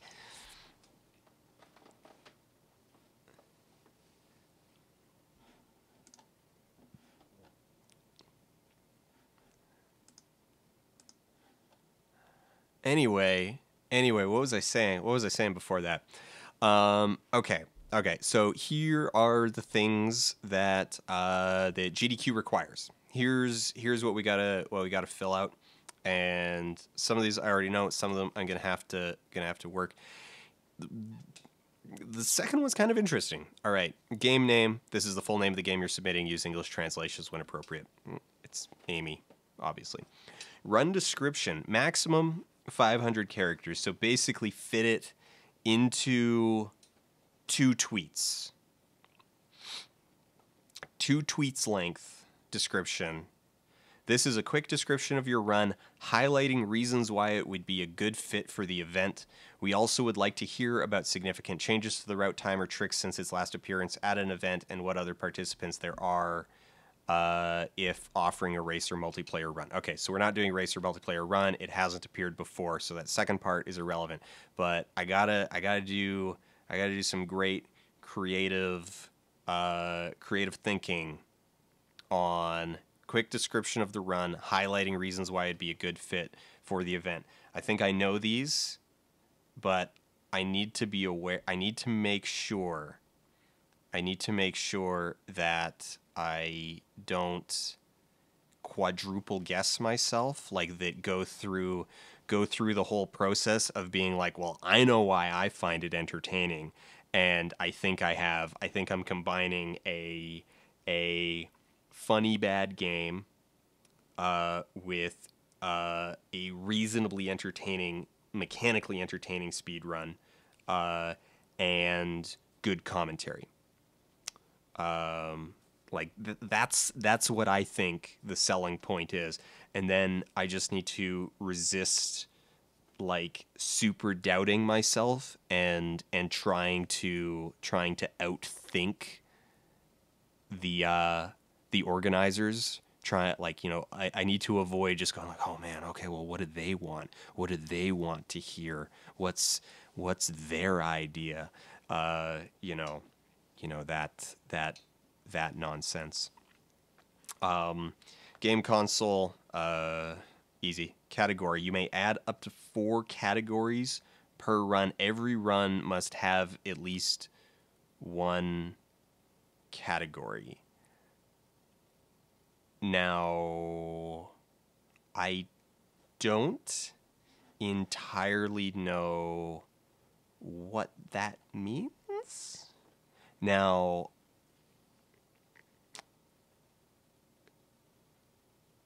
because wait, no, never mind. Categories is that's just any percent, right? Yes, that's just what your run category is. It's not what category of, like, that's not like block category. That's just, yeah, any percent, 100%, whatever. So in our case, it would be, is it still Amy percent? I think it's Amy percent. Are we calling it? I mean, it is any percent. It is any percent, and I think we're calling it Amy percent. Or would we drop that joke and call it we would call it any percent. We'll just call it any percent. We'll drop the joke. We'll just drop the joke and call it any percent. See, now y'all are catching up. What's any percent and Amy percent? What's the difference? There isn't one.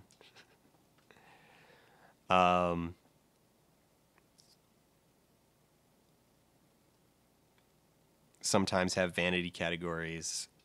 It's Amy. Like, I mean, there's only one category. We only have one category. So, whatever. So category name, maximum of 40 characters.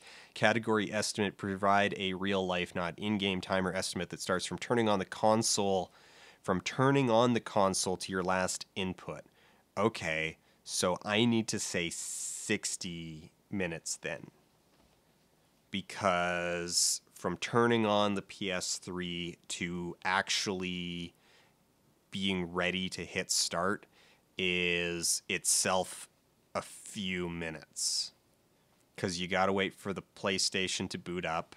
And then you got to navigate. That only takes a couple seconds. So you got to wait for the PlayStation to boot up and log into your profile. You've got to wait for the game to load through all of its, logos and whatnot, and then load the game so that you're ready at the thing. So, yes, it was us. So, yeah, so if we call it 60%, if we call it 60 minutes, that's putting in padding for, so that's saying 5 minutes of setup time and 10 minutes of run padding. Like 10 minutes of safety, 10 minutes of safety budget. The logos can be skipped on Xbox. We got the unskippable logos. Okay. So it's not that weird. I mean, it makes sense when it makes sense. Okay, because they're saying, all right. Provide real-life, not in-game timer estimates from turning on the console to your last estimate. Your estimate should reflect the time in which you are 99% likely to complete the run. Do not include setup time in your estimate. Use your personal best as your estimate. Count on succeeding at a difficult or risky strat. Assume you'll get good RNG or luck. Do factor in bad luck / RNG into your time. Factor in the potential for mistakes. So I am 99% likely to come in under 55 minutes. Like, I haven't gone above 55 minutes in almost 10 weeks. I could say, I could even say 50 minutes. Actually, I could say 60 and then just be like, 10 minutes of setup? I don't know. But I'm thinking, 60 minutes is good. 60 minutes is fine. I shouldn't debate myself the difference between a, 55-minute estimate and a 60-minute estimate. 60 minutes is good.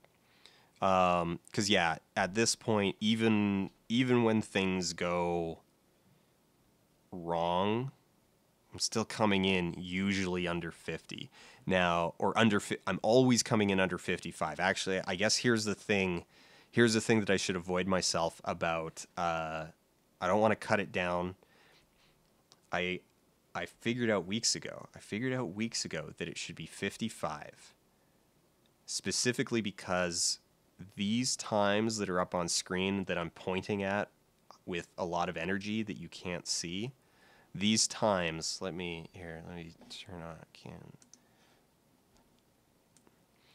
these times that I'm pointing at are all actually the best time of those weeks. Yeah. Those are all the best times of those weeks. So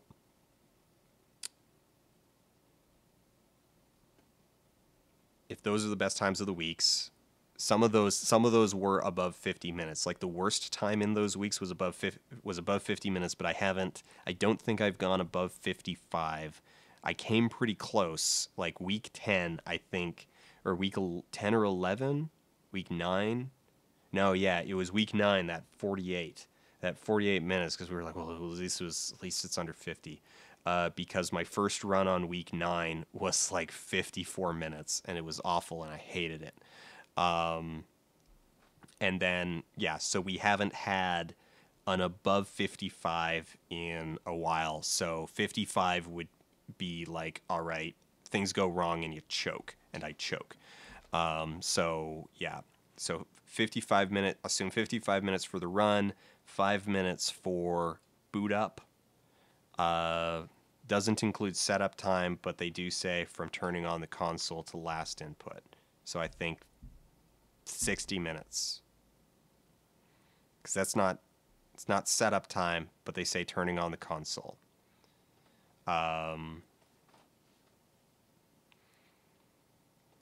Yeah. Because that's and it factors in bad luck, RNG. Yeah.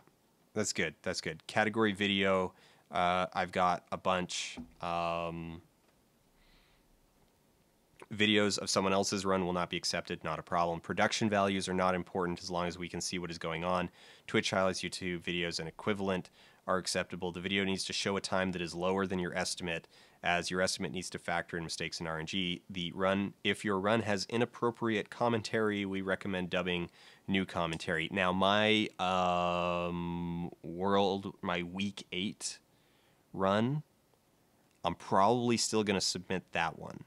Because that one, so that 45:15, not only was that and is that my personal best time, also like I've rewatched it a couple times. I was on the ball. It's like great commentary. It's good commentary, with a couple dips, but they do say like, hey, think about working in times for donation incentives. Incentive submissions. Incentives will now be submitted separately immediately after games list is published. You will have 1 week to submit your incentives. The following are examples: alternate routes / categories that take longer, character names, please include character limits, and if possible, what symbols the game accepts, glitch exhibitions, make sure it's well commentated and reliable. Unfortunately, in this case, we've discussed this. Unfortunately, glitch exhibitions in the case of Amy would involve kind of there's not many of them, and I don't know if they're worth it. Like the amount of time that it would take to show them off, unless they accepted like pre-recorded video for that.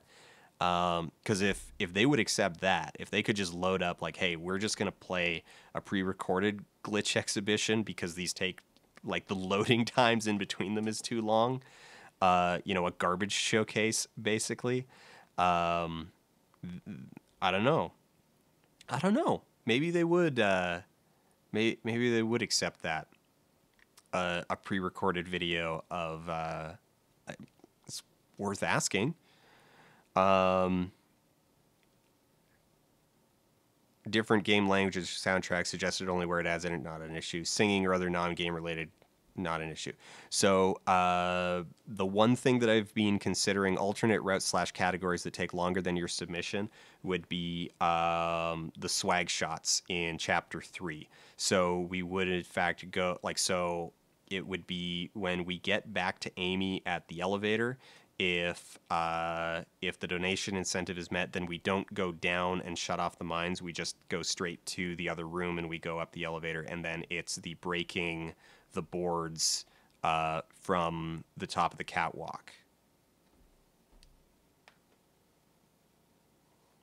Yeah, you could just load the video on the PS3 and just have it ready to play. I'm gonna check with them. I'm going to reach out to someone at GDQ and ask them about that. Like if we could have a glitch exhibition that is like that is pre-recorded just due to the loading time. Like yeah, they'll probably, I suspect they'll say no because it's a little bit outside the spirit, and you know, once you're accepting pre-recorded stuff, it's like, well, you're really just doing live commentary now. Why isn't this just a YouTube video? But you never know. So so those are the two. Obviously, you submit them, they might reject them.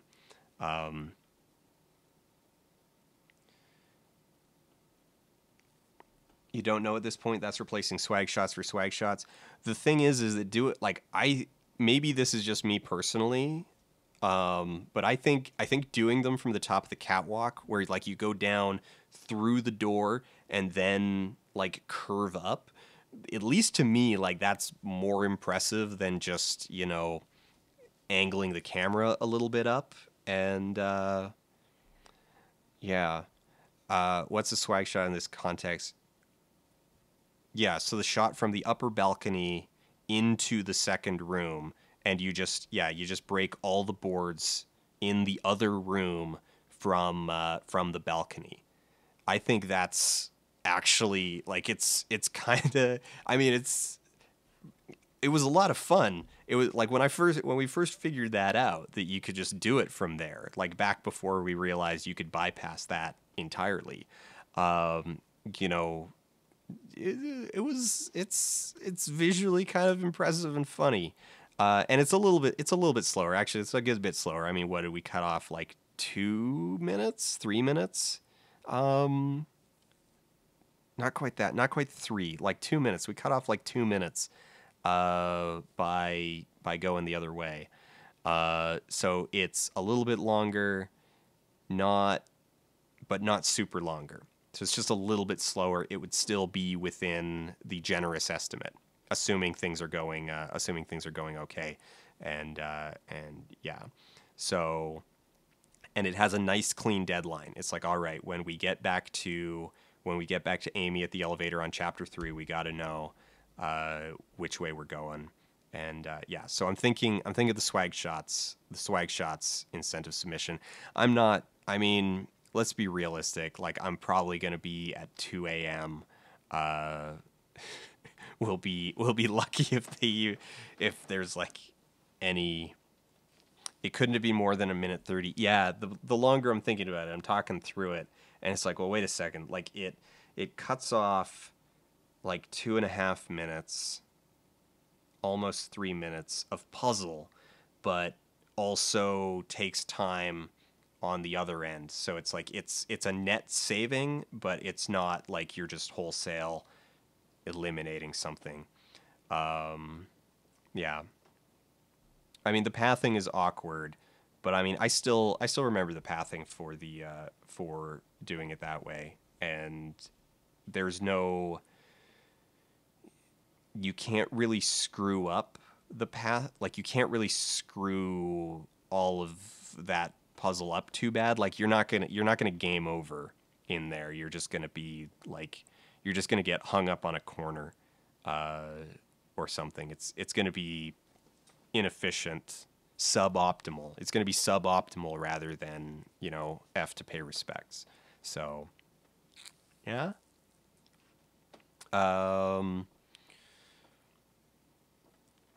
Reminder, if you submitted incentives to us, you're committing to be able to perform that incentive. Not taking this form seriously may result in automatic denial of your submission. If you don't think you can reliably perform an incentive, don't submit it. No incentives are better than bad incentives. I mean, so the so the swag shots, I'm confident in them. I feel fine about them. I can reliably do them. And you have like it's cheap and easy redos because they're right there. You're like right next to the recharge, so you know you only lose 15 seconds ish extra. 30 seconds for every failure. Yeah. So revoking an incentive after submitting is also strongly discouraged and may impact your submission into the schedule, even if it was previously accepted. We may ask to see proof of your performing an incentive before we accept that incentive. That would be easy because in this case, it's like it's the old route. It's just doing the old route. We may not accept some or all of your incentives, even if we accept the game, and then pending, accepted, declined, back up. Your game will be considered if there's a drop from the schedule. There is no expectation for you to intend, but we really appreciate it if you do. Bonus, your game may be included into the schedule as a donation incentive during the event. I don't feel like there's any risk of that. Emailed, we need more information. Submitted runs will be temporarily hidden from public view, so the committee has a chance to screen for inappropriate content. Okay. Frequently asked questions. I'm under 16. I have gray in my beard. That's not a problem here. Couch commentary. How's that work? The couch and the commentators are all up to the runners. Generally, the GDQ staff tries not to intervene in the couch and commentary decisions unless there is an issue that cannot be resolved by the runners. A total of 4 people can be mic'd up for commentary. If there is a 3 or 4-way race, we can only mic up a maximum of 2 runners. The other 2 mics can be commentators. In the case of 3 or 4-way races, if there is a conflict on who should be commentating, we will side with the runner majority. Be sure to read the rules as there are restrictions regarding commentary. These rules may be updated prior to the event, so check back to ensure you're up to date. So my run was accepted. Now what? And we'll worry about that later. If you ran Shaq Fu, it would probably get incentive locked. I'm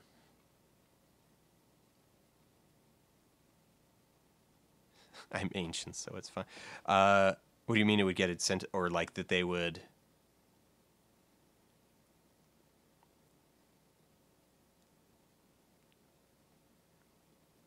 What do you mean incentive locked? Like that they just wouldn't accept any incentives? I'm getting tired and my brain's melting down. I'm wondering if you mean what I think you mean. Alcohol and drugs policy, harassment policy, food, stream room.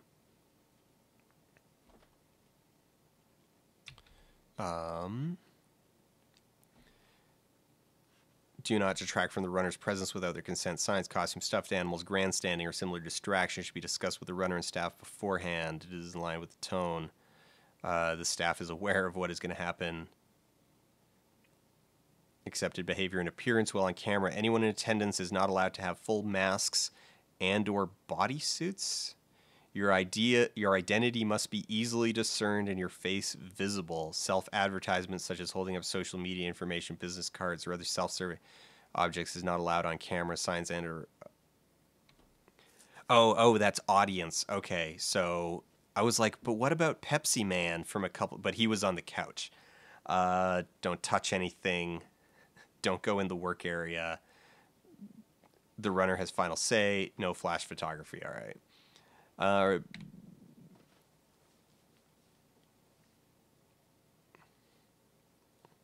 Shaq Fu would end up bonus gamed. Yeah, Shaq Fu probably would. Just because, Shaq Fu would because it's mimetic. Like they would be able to milk the crap out of that as a like, oh, bonus game, Shaq Fu.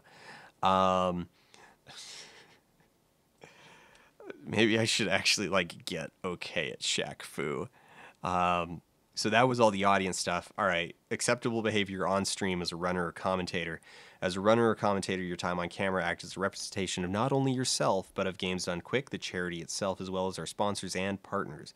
As this representation is in great importance, here are some guidelines to follow in what is and is not considered acceptable behavior while appearing on stream. First and foremost, we encourage a fun, entertaining, and casual environment on the stream. GDQs are about great people doing great things for those in need, and we want all our runners and commentators to be able to enjoy that. The more positive and fun you can be, the more that same presence is reflected out to all those watching. The topic and tone is at the runner's discretion. Every runner at our events is unique and has their own approach to how they showcase their skills for the event. We do not have hard and fast rules on what you choose to commentate during your run. In general, giving informative and fun commentary about your game is a great way to go about setting the tone for your run, but we encourage each runner to approach this in whatever way they feel most comfortable with. We also understand that not every runner is comfortable commentating while playing, and it is perfectly acceptable to let that responsibility fall to your couch crew. Here's some tips, informative explanations, personal anecdotes, input on design choices, or factoids about the game and its development. Yeah. All right. Here's the big thing.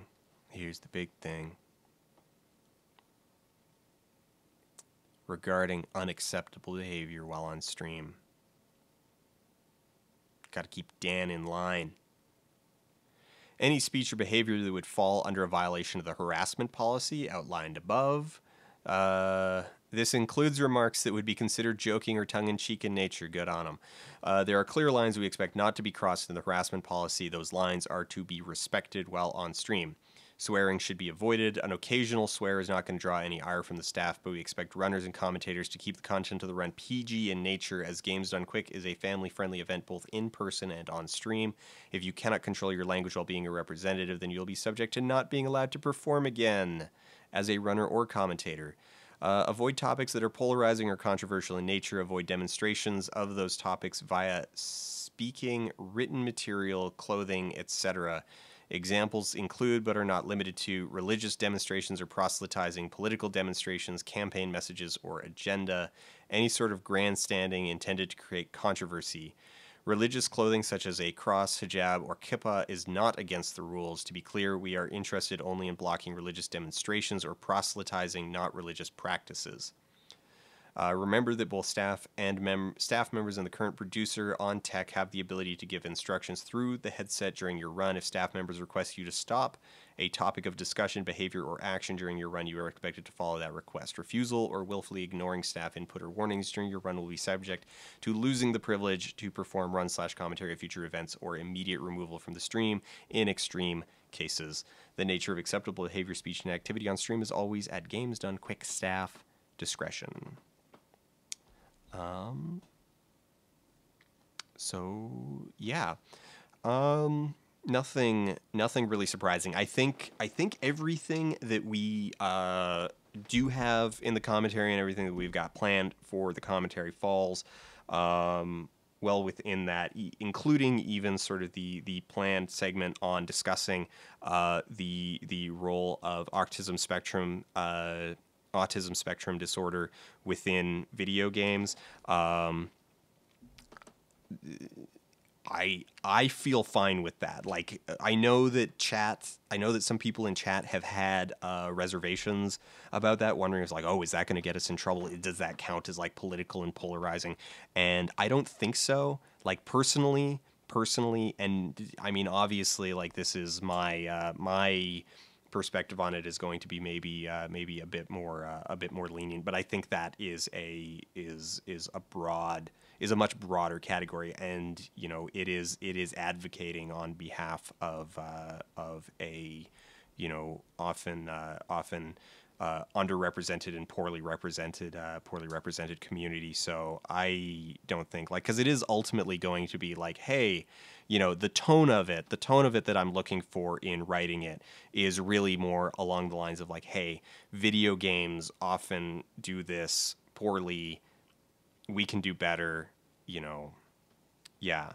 So I think as approaching it as advocacy for a, you know, as accessibility advocacy and representation advocacy, that's not divisive. That's not, I mean, I should say it's not political. It is political, but it's not, it's not political in the context that they're saying here. Like, they're talking political demonstrations, campaign messages, or agenda. They're talking this like, wearing a, Bernie would have won shirt or something like that. So yeah. So I think it's fine, and it goes like, here's kind of, all right, if it's structured appropriately, tastefully, then in my mind it's really no more out of line, and indeed in many ways in line with the spirit of GDQ as half coordinated's advocacy for physical accessibility. Yeah. That they bring in half coordinated to advocate for accessibility, and they let him say like, hey, there's a lot of games out there that are that he finds basically unplayable because they don't allow controller remapping, they don't allow alternate controllers, they don't have various accessibility features that make them playable for people with physical limitations or mobility issues or whatever. And so through that lens, I think arguing, or not arguing, but making a statement about like the representation of autism spectrum disorder in video games and the use of it as the way that it's presented, that the game is itself making a political statement and kind of like, hey, let's make commentary on the design decision. I mean, that was up above as, one of the things that they're like suggested, input on design choices or factoids about the game and its development. It's input on a design choice. It's input on a narrative choice. They have chosen, and they went out of their way to advertise it as that. It was part of their messaging about the game, and so commentary on the yeah. So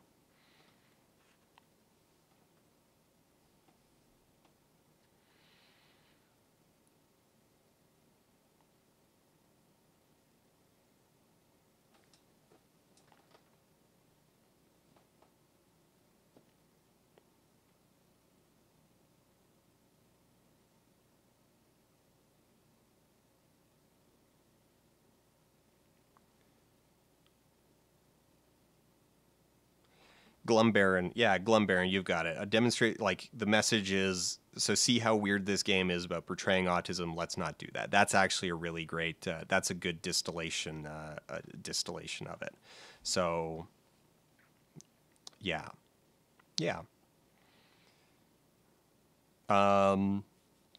So I think we're above board. Go ahead and submit a couple. Go ahead and submit a couple fascism is a loser ideology donations. I mean,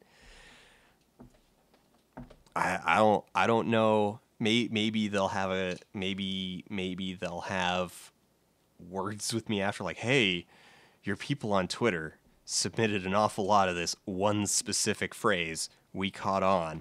But I mean, that comes down to, like, I mean, if the reader filters it, then the reader filters it.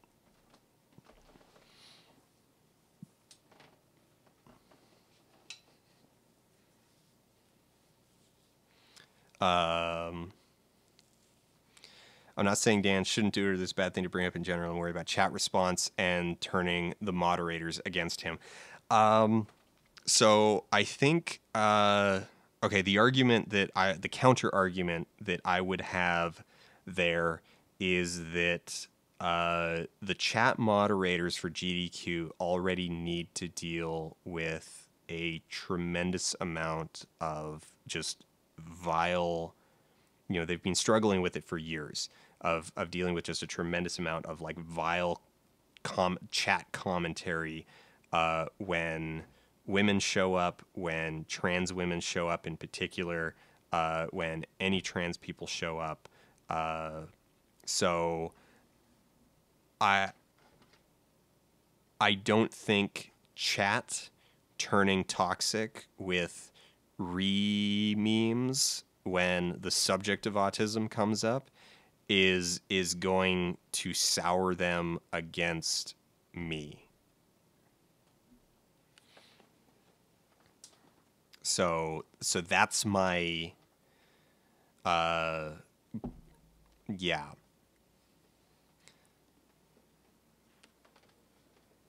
That's kind of my thought process there. Like I would very much hope that the GDQ organizers do not see, hey, maybe don't treat autistic people like things. I would hope that they don't see that as divisive. I understand the concern. I understand chat's concern. As a mediocre white man, as a able-bodied mediocre white man, I feel confident that I can power through this. So, yeah.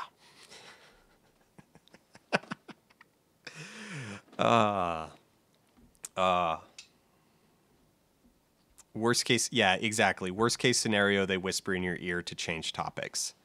So, yeah, that's it. Worst case scenario, you know, you start talking about the representation of autism in the game, and you get a little whisper in your ear like, hey man, change topics. And it's like, okay. And then we just go on to then I'm talented at this. Just roll with it. And yeah. So I think that's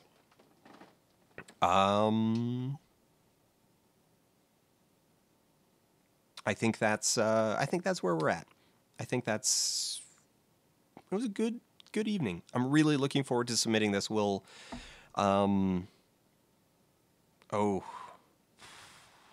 okay, next week I'm planning on it. I am intending to do Speedrun Learning Curve next week on Wednesday. It might be canceled specifically because I got this video to finish. I got this monster of a video to finish, and I'm hoping to have it out on the 28th. So if I have it in a decent state, like if I am at a good point in progress on Wednesday, then we will absolutely do Speedrun Learning Curve. We even if it's kind of a bad position, we might still do it just because I'll need a break eventually, but it might be short, I guess is what I'm saying. Okay, all right, there's a good way of putting it. We will be doing it next week. It might be a little bit short depending on kind of where I am inside all of this nonsense. But yeah, but then there will not be a show on the 7th. In fact, there will be no streams from the 3rd through the 11th because I will be traveling and it will be impossible. So, yeah. It will be literally impossible for me to stream because I might not actually have any internet. So, yeah, with that, thank you. Everybody's talking about 50 Shades on the Sand. I love you all. Thank you, everybody, all of you wonderful people, for coming out for Speedrun Learning Curve this Wednesday. Thank you for supporting me in this. This has been a lot of fun. I have really enjoyed this, and I'm really looking forward to. They're gonna accept me. We're gonna get in. We collectively are gonna get this. Y'all made this happen too, and yeah. So we're gonna. It's gonna be great. I'm excited. We're going to Minneapolis, St. Paul in the summer. Woo! And we'll have a little stream party when it's official. Thanks for coming, hanging out. I hope you all have a great rest of the week. Say goodnight to your pets for us. take care, and we'll catch you later.